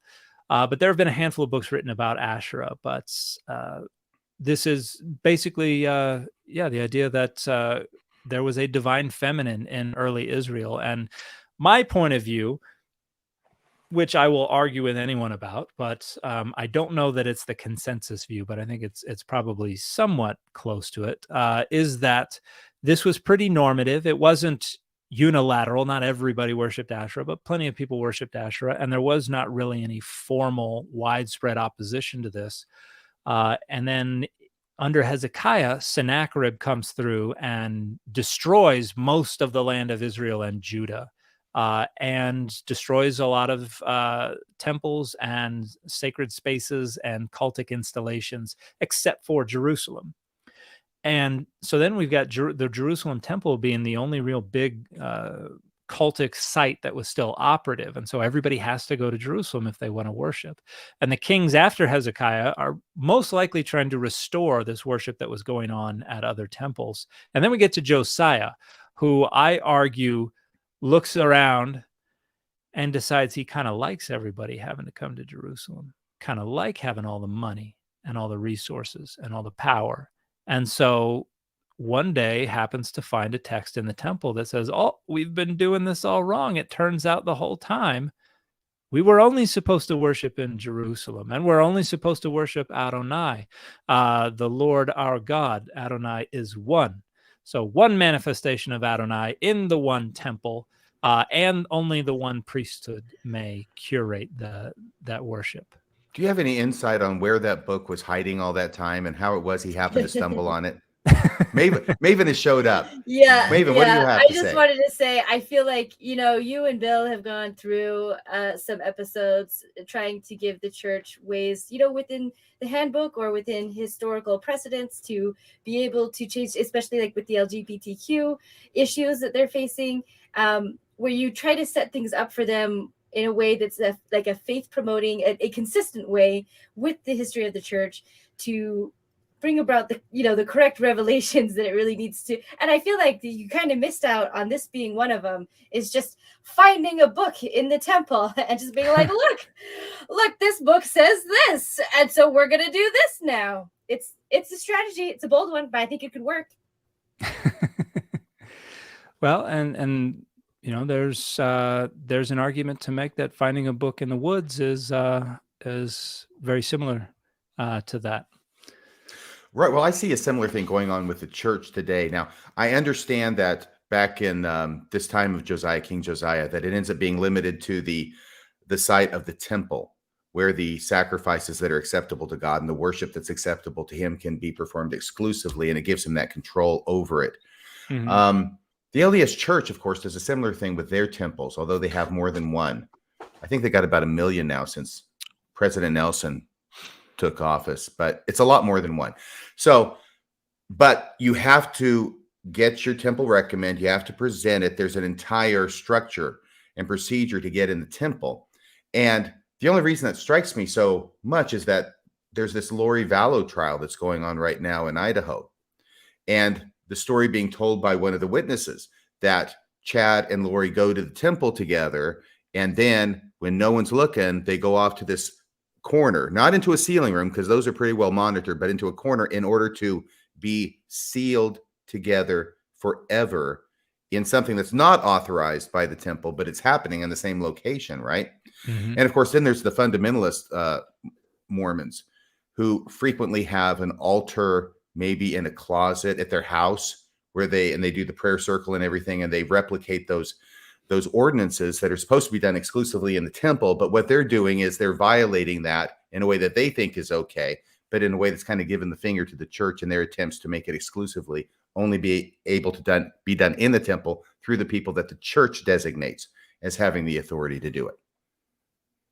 Any thoughts on that? Who has control over sacred space and what kinds of things go on in sacred space is a big part of that structuring power. And so whether you've got to do that by claiming you've had a revelation that was secret, or that the leadership of the church secretly set somebody apart to do this, or wrote a letter saying you're gonna be our secret side channel for all of this. There are a lot of different ways that people can try to arrogate the power and the authority to be able to do these things and set themselves up as parallel or replacement powers. And we see this going on in the Bible itself, in the way these stories are told. So after Josiah, during and after Josiah, the Deuteronomistic literature is taking shape, where they're taking all these histories that came before and editing them and rewriting them and saying, oh, all these kings, they were awful, they were bad, they didn't walk after the Lord. And historically speaking, they were phenomenally successful leaders, and Israel flourished under some of these kings. But now they're being demonized in this historical memory, so that the people who are in charge of that literature are now able to say, our way of doing things has always been the right way. We're now the ones in control. And you have the Deuteronomistic literature is in part responsible for some of what's going on in Samuel and Kings. But then the chronicler comes through, and the book of Chronicles is doing a very similar thing. It's saying that's not how it happened. It happened like this, and telling many of the same stories over again. Sorry, I want to interrupt before we get too far, because I feel like we're already going further through the Bible. So I just want to come back to Asherah just for this question. Someone was asking if it was a title or if it was a name. Were there many wives? And then I didn't know if you wanted to get to some of the TikToks that we had, or if we passed that point or not. Oh, no, we'll get to it. Thank you for reminding me about that, Maven. So the question to you, Dan, about the Asherah being a title or a name, is she a wife or a consort, or is she really just kind of loose? Well, this is the name of a deity from that was known from maybe as early as the Amorite kingdom, gets worked into the Mesopotamian pantheon, and then is found. She goes by Athirat in the Ugaritic literature and Asherah in Hebrew, and the name probably means something along the lines of it could mean. It could come from a verbal root that means to stride, and so it could be part of a larger title that may mean something like "she who strides the sea" or something like that. But any associations from that etymological origin were lost long ago, and so we don't know exactly what the name means. But yeah, this is the personal name of this female deity who was doing her own thing, and in the Ugaritic literature is even threatening El. Talking about how she's gonna have El's beard running with blood if he doesn't do what she wants him to do, which in I think that particular instance is have a palace built for Baal or do something associated with Baal's leadership. I don't remember exactly what it is. So she's going to pluck him by the beard? She's gonna bash his face in so that his beard runs with blood. Yeah. So she is, and this is something in my interview with Francesca, the second episode of my podcast, where our little teaser is where she says the fertility deities, goddesses in the ancient world were just as much about warfare as they were about fertility, and that gets overlooked an awful lot. They're some of the ones who do the most damage in the other literature. The reason I said something, I'm sorry, Maven, what? I just wanted to know if I could jump in on that real quick, just about female deities. So when I went to the UK last year, the British Museum has this whole display about female deities and goddesses, and that was one thing that I noticed as I was going through was just the number of deities that I think the women, they always had these two sides. There was this creation side, but a lot of it was also the destruction side, and really those two things really do go together a lot, I think. And that was one of the things that I felt as I was going through this exhibit of cultures all over the world where female can have like more than one personality trait. It was one of the things that kind of made me feel almost sad about what Mormonism does to us, because it takes that part, because it's fierce. Like a lot of these women were like respected and feared for good reasons. And so Mormonism just kind of really stripped that away from us to just be the docile, just be the sweet and the cute and the helper and whatever, and the nurturer, the mother, and it's just taken that other side of us, this really powerful side. And I think it really is there. And I think that's why the church tries so hard and does so much to really keep us tamped down, because when women are really passionate about something, they really go for it. So what we by lack in stature, it's that passion can really drive. And so I think there's a reason why the church tries to just completely divest us 100% away from that, because we are powerful. And it is scary to see that side. So it's just, I don't know. I feel like it's been a side of me that's been clipped. And, there's times where it's right to be angry about things, or it's right to be powerful. It's not always the right thing to be docile and nurturing. So anyway, that's my comment on that. Well, let me just go ahead and say that the reason I brought up this idea about a consort, right, and I made an offhand comment about whether Asherah was just loose, is because there is this idea that I had, at least as a Mormon, finding out about this, that when I find out that God has a wife, then there's a whole idea about, okay, there's the eternal marriage, there's the temple regalia, there's the kneeling at the altar, there's the whole shebang, and she is his legally and lawfully wedded wife in the Mormon sense. But actually, the reality is that she was more considered a consort. Is that correct? Is there any meaningful difference between that and a wife? There are two different theories about how these relationships were arranged. The one popularized by Mark Smith is that this was based on the idea of the patriarchal household. So the household was ruled over by a patriarch, and the patriarch had their consort, their wife, their matriarch, who had their own roles as well that were distinct from the patriarchs, and in some ways were subordinate, and other ways not so much. And so there is an argument that that is the conceptual framework undergirding the divine council in ancient Israel. The other one, which was popularized by a scholar named Lowell K. Handy,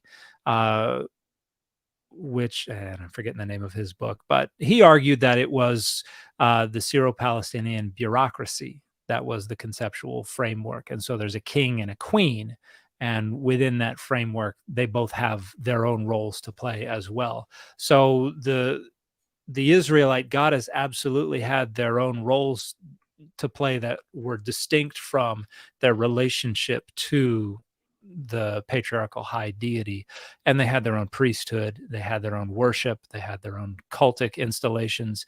And this is the followers of Asherah. Yeah. And so, in fact, some of the artifacts that have been found in ancient Israel are likely dedicated to Asherah. So there's one that's really famous, that one of my favorite artifacts is called the Tanak cult stand, which is an incense stand that is about 3 feet high, and it has these registers, tiers, and the bottom one shows a nude woman holding the ears of 2 lions that are on the side.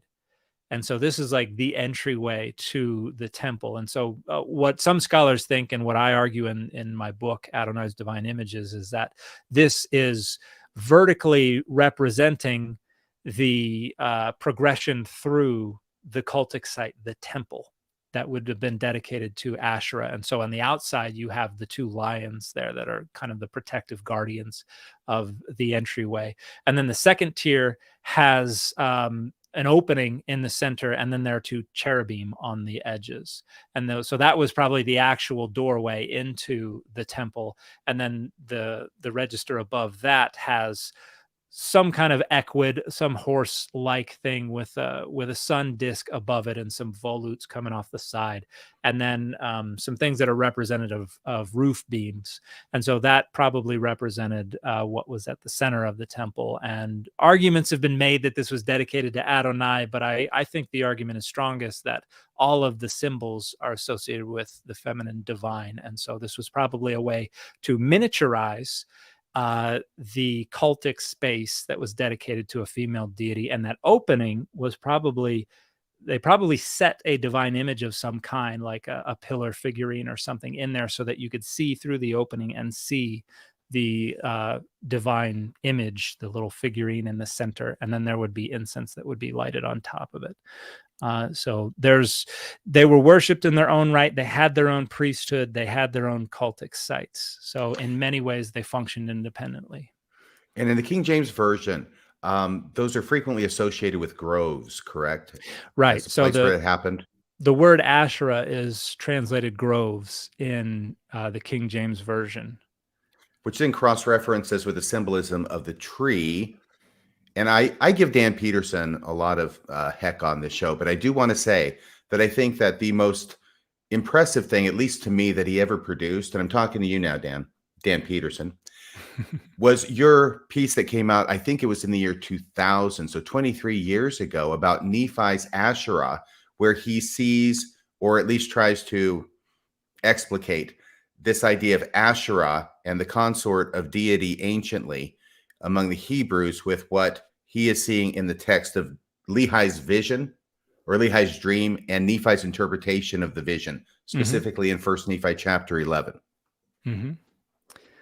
Yeah, and so trees are important symbols in worship of Asherah. Oh, you know what? I forgot one of the registers. I said there were 3. There were actually 4. So in between the opening and the top one, there's actually a tree similar to the drawing I showed you from the book, and there are similarly are ibexes or caprids feeding on either side of it. So that the representation of the divine feminine, and trees were usually temples were associated with trees because they indicated there was water, there was life, there was some manner of fertility available at the site. And so I think it's a fascinating argument that Dan posits in that paper, and I think it gives us a lot to think about in terms of our symbolism and the relationship of the Book of Mormon to this idea of the feminine divine. And hopefully we see more research like this in the future. Some people have kind of stepped back from it, but I would like to see more of this in the future. And are you one of those people who stepped back from it? No, not me. Okay. Well, anyway, yeah, I just wanted to give Dan Peterson that. By the way, are you looking at your watch like George W. Bush did during that famous debate? Oh, I keep getting pinged on here. I'm getting texts, and so I just have to make sure that it's not my wife.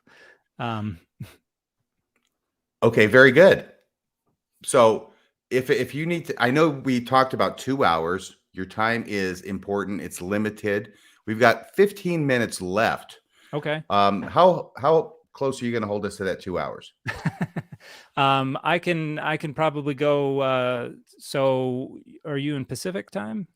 I am. Okay. So yeah, I can go for 23 more minutes. How's that sound? Okay. In 23 minutes, let me do this. In 10 minutes, can you take off the 3 things that Mormons hate the most about Bible studies so that we can leave a little bit of time for people to call in and ask you what's on their mind? Oh, okay. Yeah. I forgot about that part. Why don't we, number one, I would say is source criticism of the Hebrew Bible, including, but not limited to, excuse me, I gotta take a hit of what? Absolutely. I got my stopwatch here. I'll click go for 10 minutes, and then I'll let you know when your 10 minutes is up. Okay. So the first one would be source criticism of the Pentateuch and the idea of Deutero and Trito Isaiah, which is not liked because it represents a direct threat to the Book of Mormon. And this is one of the videos that I actually provided where I talk about this. Shall we? Do we have that, Maven? Biggest challenges facing Latter-day Saint apologists these days. How can they account for the Book of Mormon as a translation while also confronting the indisputable fact that it quotes from biblical passages that were composed centuries after Lehi and his family left Jerusalem with the brass plates?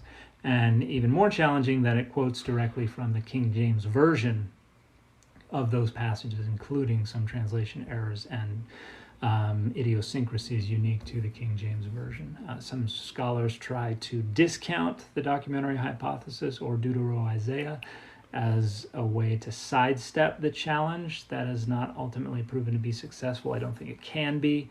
I think apologists are going to have to confront the fact that Joseph Smith played a role in the articulation of the text in some way, shape, or form. So I don't think Latter-day Saint scholarship has given this issue adequate attention and has taken it seriously enough. Although there was a recent book from, I think the series is called Book of Mormon Academy. What was it called? They Shall Be Joined Together. Is this ringing a bell? It's a book about the Bible in the Book of Mormon from some friends of mine down at BYU. And there is the paper that discusses Deutero Isaiah. The version of it I read anyway. I don't know if it's the same as the published version. I thought was a significant step forward. Took it far more seriously than we have in the past, and I hope that is a sign of good things to come for our engagement with that issue. So, and as I understand it, basically, if we're going to take Deutero Isaiah seriously, and you don't even have to take it seriously. I mean, you've got the Sermon on the Mount from the New Testament, which presents the same problem, except perhaps in more stark relief. But if you're going to take Deutero Isaiah seriously, then you're going to have to look at large segments of the Book of Mormon as not actually being a reflection of the record that Lehi took with him on the brass plates when they went into the wilderness. Yeah, I think we need Latter-day Saint scholars are going to have to come up with a more robust theory of Book of Mormon translation that can account for Joseph Smith playing a significant role in the articulation of the Book of Mormon. And I don't think we have one that's adequate. Very good. Isn't that made more complicated by, let's take, for example, the Book of Moses, which I think includes significant overlap with the book of Matthew and Luke. Some of the language used around like the Sermon on the Mount or the Sermon on the Plains seems to find its way into the Book of Mormon in ways that an ancient translation really doesn't leave any room for. So the problem is compounded by multiple angles, correct? Yeah. Yeah. Oh, yeah, absolutely. Like I said in the video, there are other passages that are indisputably written much later, and particularly from the New Testament, that are appearing in parts of the Book of Mormon where they would not have been written. And there are also versions of that text that are very clearly deriving from the King James Version. Yeah, and I don't want to put you on the spot. I totally respect, that angle. So, but I would say that when Bushman says like the Book of Abraham is pseudepigrapha, it seems like that really is, unless somebody comes up with some really cool trick out of a hat, that really seems like the direction we have to go to just honor the data.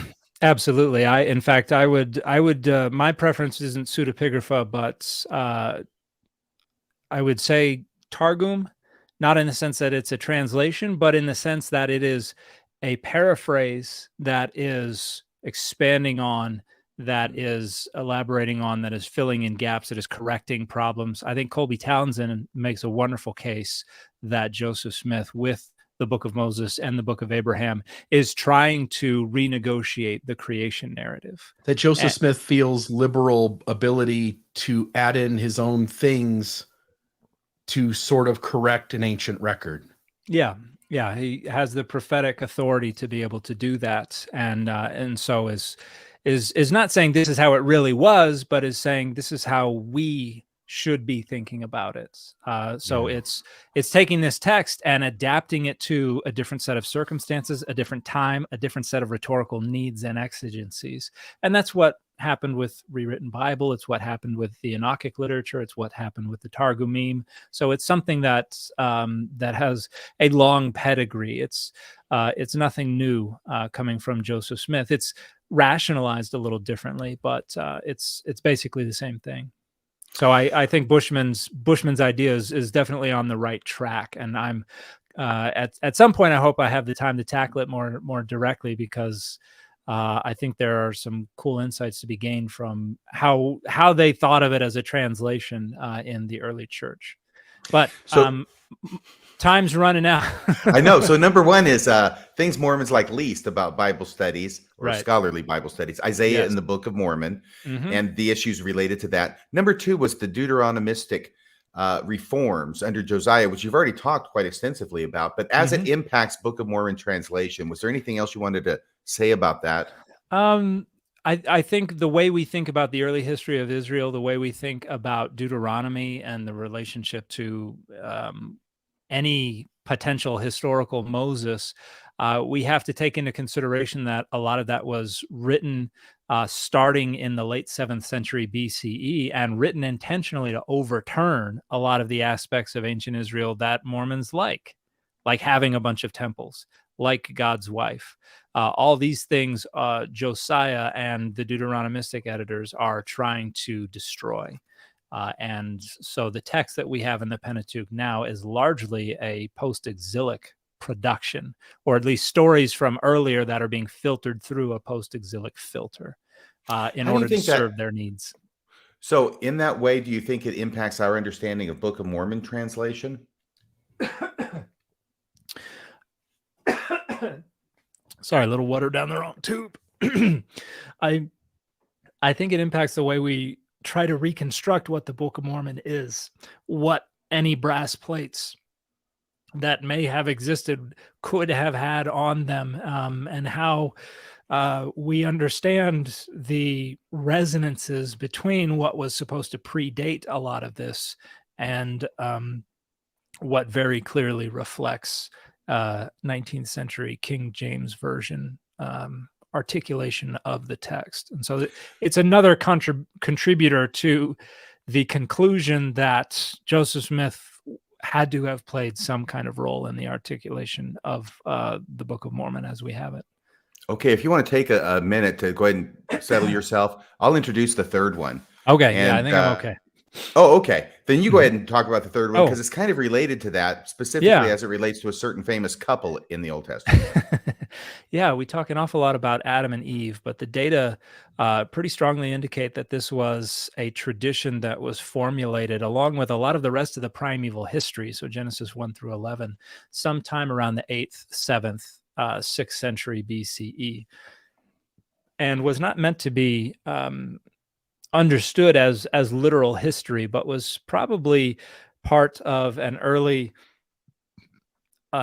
temple liturgy, excuse me, something that would have been maybe performed in a New Year's festival that took place at the temple as a means of kind of resetting the annual clock, because time was thought of as cyclical. As the seasons come around again, you have to make sure everything is in place so that everything can be carried out successfully.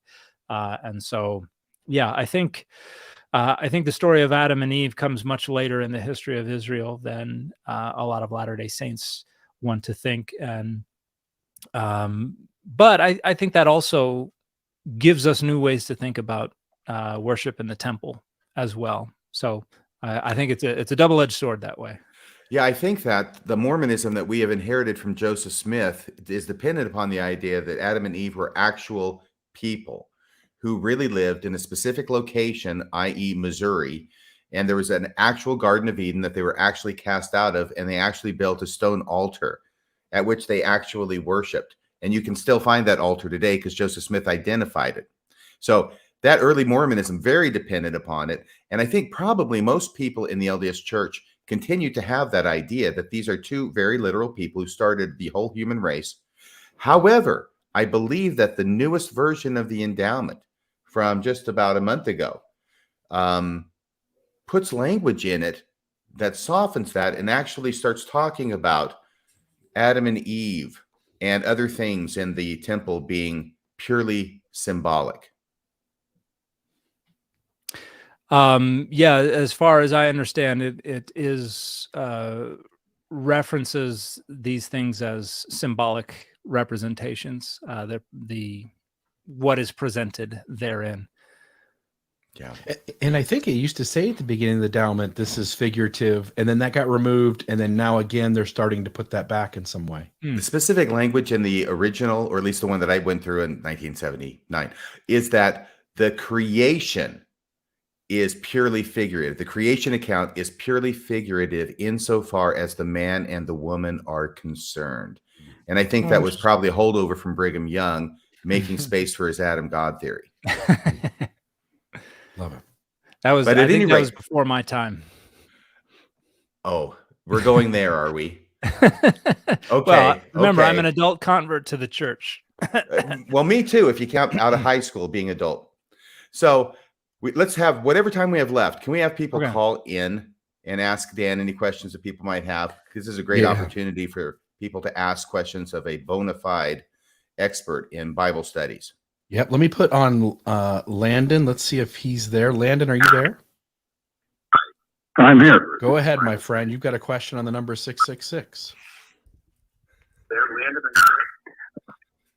Yeah. My question, Dan, first off, I really appreciate the scholarship that you do, and I've enjoyed watching it. My question was regarding the number 666 when we talked about Revelations. Can you go over a little bit about how that generated? I've always heard it's the name of the number of the beast and that it actually means Nero. Is there truth to that? And can you cover that? Yeah, thank you for the kind words, Landon, and for the question. I think that is the academic consensus. And there are two different versions of that number, which I think lends support to the fact that that is almost certainly a reference to Nero, because there's 666 and there's 616. And I don't remember exactly what the text says, but it's something along the lines of basically, if you know, you know. The number is the name, and 666 from Gematria can spell out in Hebrew characters the name Nero Caesar.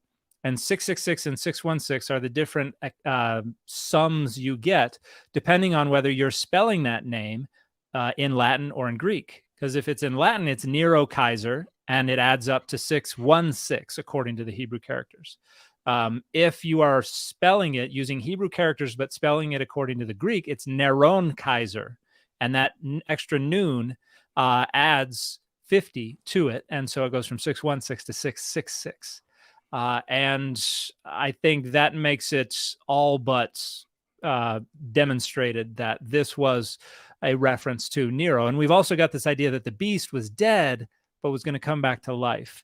And there's a tradition that we know not just from Christianity, but from elsewhere in the Roman Empire, this tradition of what they called the Nero redivivus, which was basically the idea that Nero didn't, well, there are different forms of it. One is that Nero didn't die, ran off into hiding, and is going to come back. And the other is that Nero did die, but was going to come back to life. And so this is probably what's going on in Revelation, that this is not a reference to anything that's going to take place now. It has nothing to do with Jeffrey Bezos and Amazon implanting chips in your hand or in your forehead. But this is part of this fantasy. This is, they're coming to get you. Nero's coming back, and this is the number, and that was a way to kind of hide the reference to Nero. But don't worry, because God's in control. Right. Hey, Dan, I got to ask you a question. Yes, Am sir. I the only person who, when I was at a recent Marvel movie, wondered if there's a coincidence between the 616 and the fact that that's the number of our multiverse? My understanding is that that is actually the office number of the writer's room or something like that, where they came up with the multiverse. But yeah, I've had a lot of people point that out. I got that a lot on whenever I do a 666 video and I mention 616, I get a bunch of comments about that. So you're saying that sometimes a coincidence is just a coincidence? It is possible, yes. Britt Hartley, I just want to put it up on the screen. Maybe a couple of these are messages that were in the comments. Let me ask you, is Mormonism ready for this level of scholarship? If this blends itself into kind of the common understanding of the saints, is Mormonism ready for that? I think there are a lot of people who are ready to do that within Mormonism and who are moving in that direction. Whether or not the institution tries to stop them, tries to push them out, that's a question to which I don't know the answer. But I am moving in that direction, and I know plenty of folks who are also moving in that direction, and so I hope that it's ready for that. There are obviously growing pains associated with that. I have not really personally felt the effects apart from people saying mean things on Twitter about me. I just saw a survey that came out that said that, Jews are the most informed on the kind of biblical scholarship, biblical data, and Mormons were really far down the list, that Mormons don't have a general knowledge of kind of the biblical scholarship that goes on. And it was like 50 questions answered. And then the Jewish faith got folks from there got like 19 correct, and Mormons got 13 correct or something. It's not like it's a significant divide, but the Latter-day Saints were on the lower end of that. And there's so much data here that kind of forces us to change our views. So they were just interested if that was the case. And then one other quick one, Jonathan Streeter said, if all texts are negotiated by the reader for purposes of advancing an ideology, what do you use to make the case that your negotiation of the text and ideology should be dominant?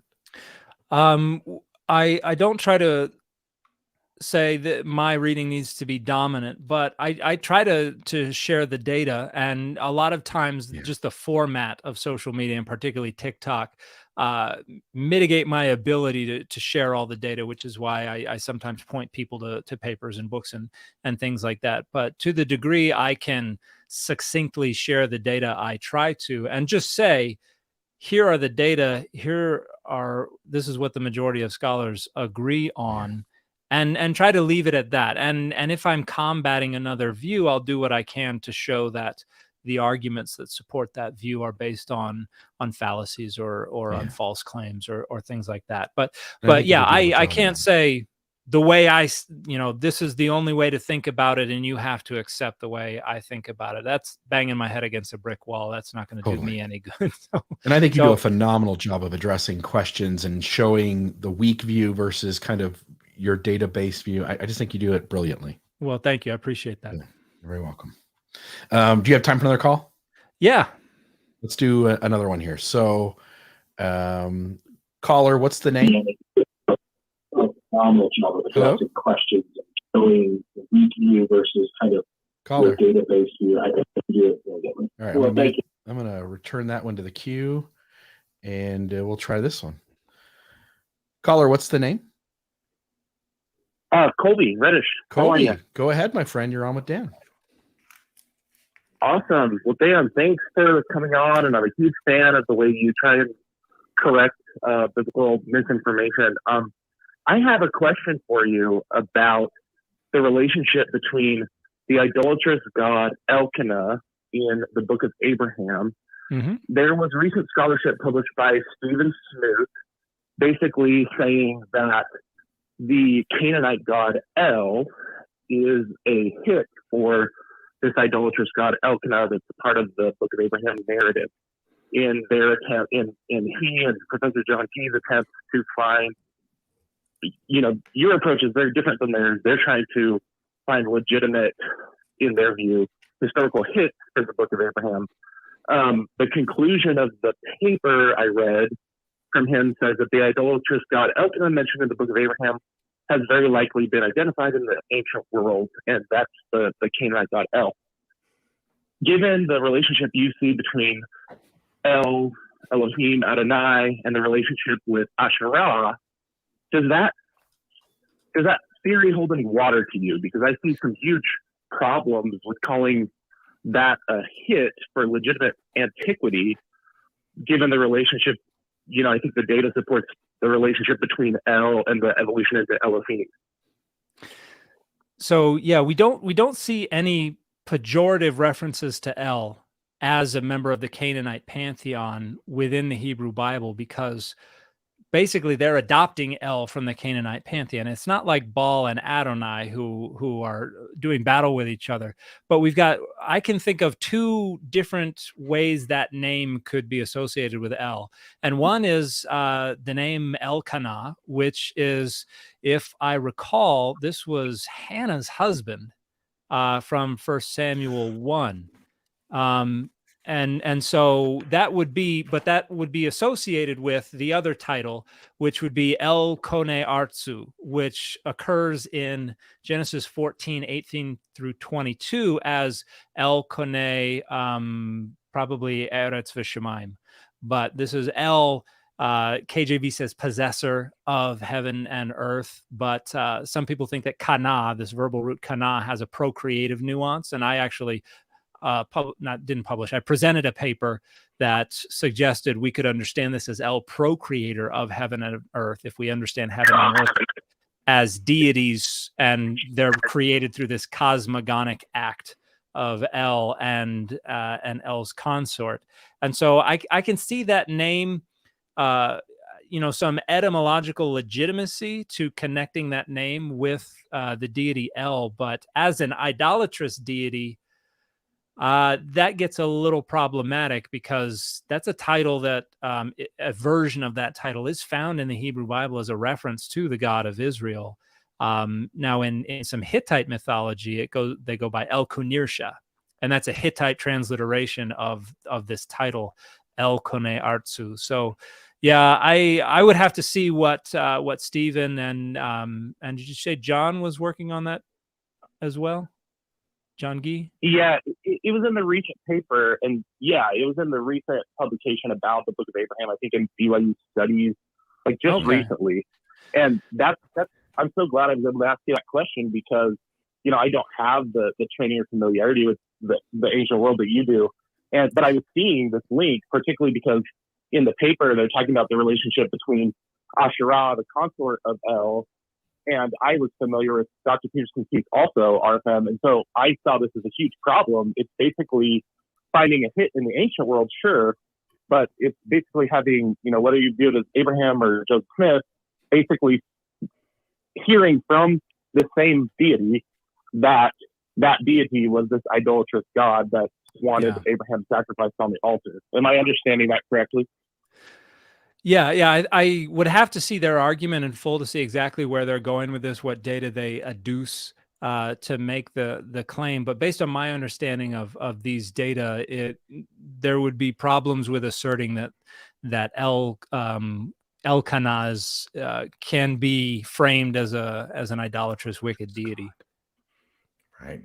So as I understand what you said there, Dan, the first problem is, oh, sorry, Colby. I was Thank just you going to for the send kind out. words, Colby. Bye-bye. Great question. Great question. I'm hearing that there's the twofold problems. First off, that name shows up as a actual person in the Hebrew scriptures, the husband of I think it's Hannah. spelled slightly differently in the Book of Abraham, but I don't remember. Yeah. Well, but that's the first thing. But the second thing is maybe more problematic, is that the derivation of the name of that character in the Hebrew scriptures is something that has to do with the name of God, the real God, the God who's worshipped, and not the idolatrous God as El-Canaan or El-Kenner, or however they want to put that in there, is represented in the Book of Abraham. Yeah, and again, I don't know what their case is, so I'm just stating what's it seems to me based on how it's been represented. I'm going to say that there was a reason and method in my madness about bringing up that 616, because it's a remarkable coincidence. If we're going to deal with, I don't know, numbers between 1 and 1,000. Okay, so you pick a number between 1 and 1,000, Bill, and you pick one, Dan. What are the odds you're going to pick the same number? 300. Probably. What? 300. I think it's 1 in 1,000. I know, but I'm not good at statistics. I want to see what Dan's number is. Oh, no, you can't. That's not good. But, this idea about 616 for the Marvel universe, and that's our universe in the multiverse. They all have different numbers. And yet the Book of Abraham, Book of Revelation, 666. Everybody knows that. But in a couple of early manuscripts, it's 616 that virtually nobody except people in Bible studies know about. And then, if this were Mormonism, if the Marvel universe, the MCU, were Mormonism, then Dan Peterson and Stephen Smoot would be saying that this early version of the Book of Revelation and the 616 number proves the MCU is true. And that's why even sometimes remarkable coincidences are just coincidences, and we have to proceed with caution when we're trying to establish causation between the two. Yeah. Yeah. Not trying to try your patience, Dr. McClellan. Do you have 5 more minutes for one more phone call? I don't have any more. We're good. The one person we put back on hold, and I ended it thinking he was really close to his time to get out. Oh, okay. So sorry. That's okay. It's probably good news for Dan. Yeah. We should. So if you're in any trouble with the missus, just blame me. I will. It's one of my many functions. I appreciate I take a bullet for you. Absolutely. Thank you so much, Dan, for coming on the show tonight. It's been an absolute pleasure and a joy for me personally. I've really had a great time. And I wish you all the best of luck in everything in your future. If you want to plug that just for a second here before we go out, anything you want to plug, please do so now. I hope people will check out my podcast, the Data Over Dogma podcast. We got 2 episodes coming out. We're planning to release on Mondays. And then I've also got an online class coming up on May 11th. I'm going to teach on the Divine Council. So I've been doing these online classes for a while. I just asked for a donation of whatever you want. If you want to join us for $1, more than welcome to join us for $1. And there's more information and registration at my website, which is McClellan.org, but not my actual last name, my username, MAKLELAN.org. You can go there for more, and also for all the past online classes that I've taught. I understand that's the Guatemalan transliteration of your name. the Uruguayan transliteration. Uruguayan. Yeah. You go Uruguayan, I'll go mine. There you go. I think the sentiment is the same. Having a last name that begins with 4 consonants in a row is not going to be helpful down there. No, I did the same kind of thing in Japan with my name. Yeah. Because they just can't say Radio Free Mormon very well. Too many R's. But thank you again so much, Dan. Everybody, good night. Thanks for joining us. Thank you, Bill. Thank you, Maven. And we'll see you next week. Same bad time, same bad channel.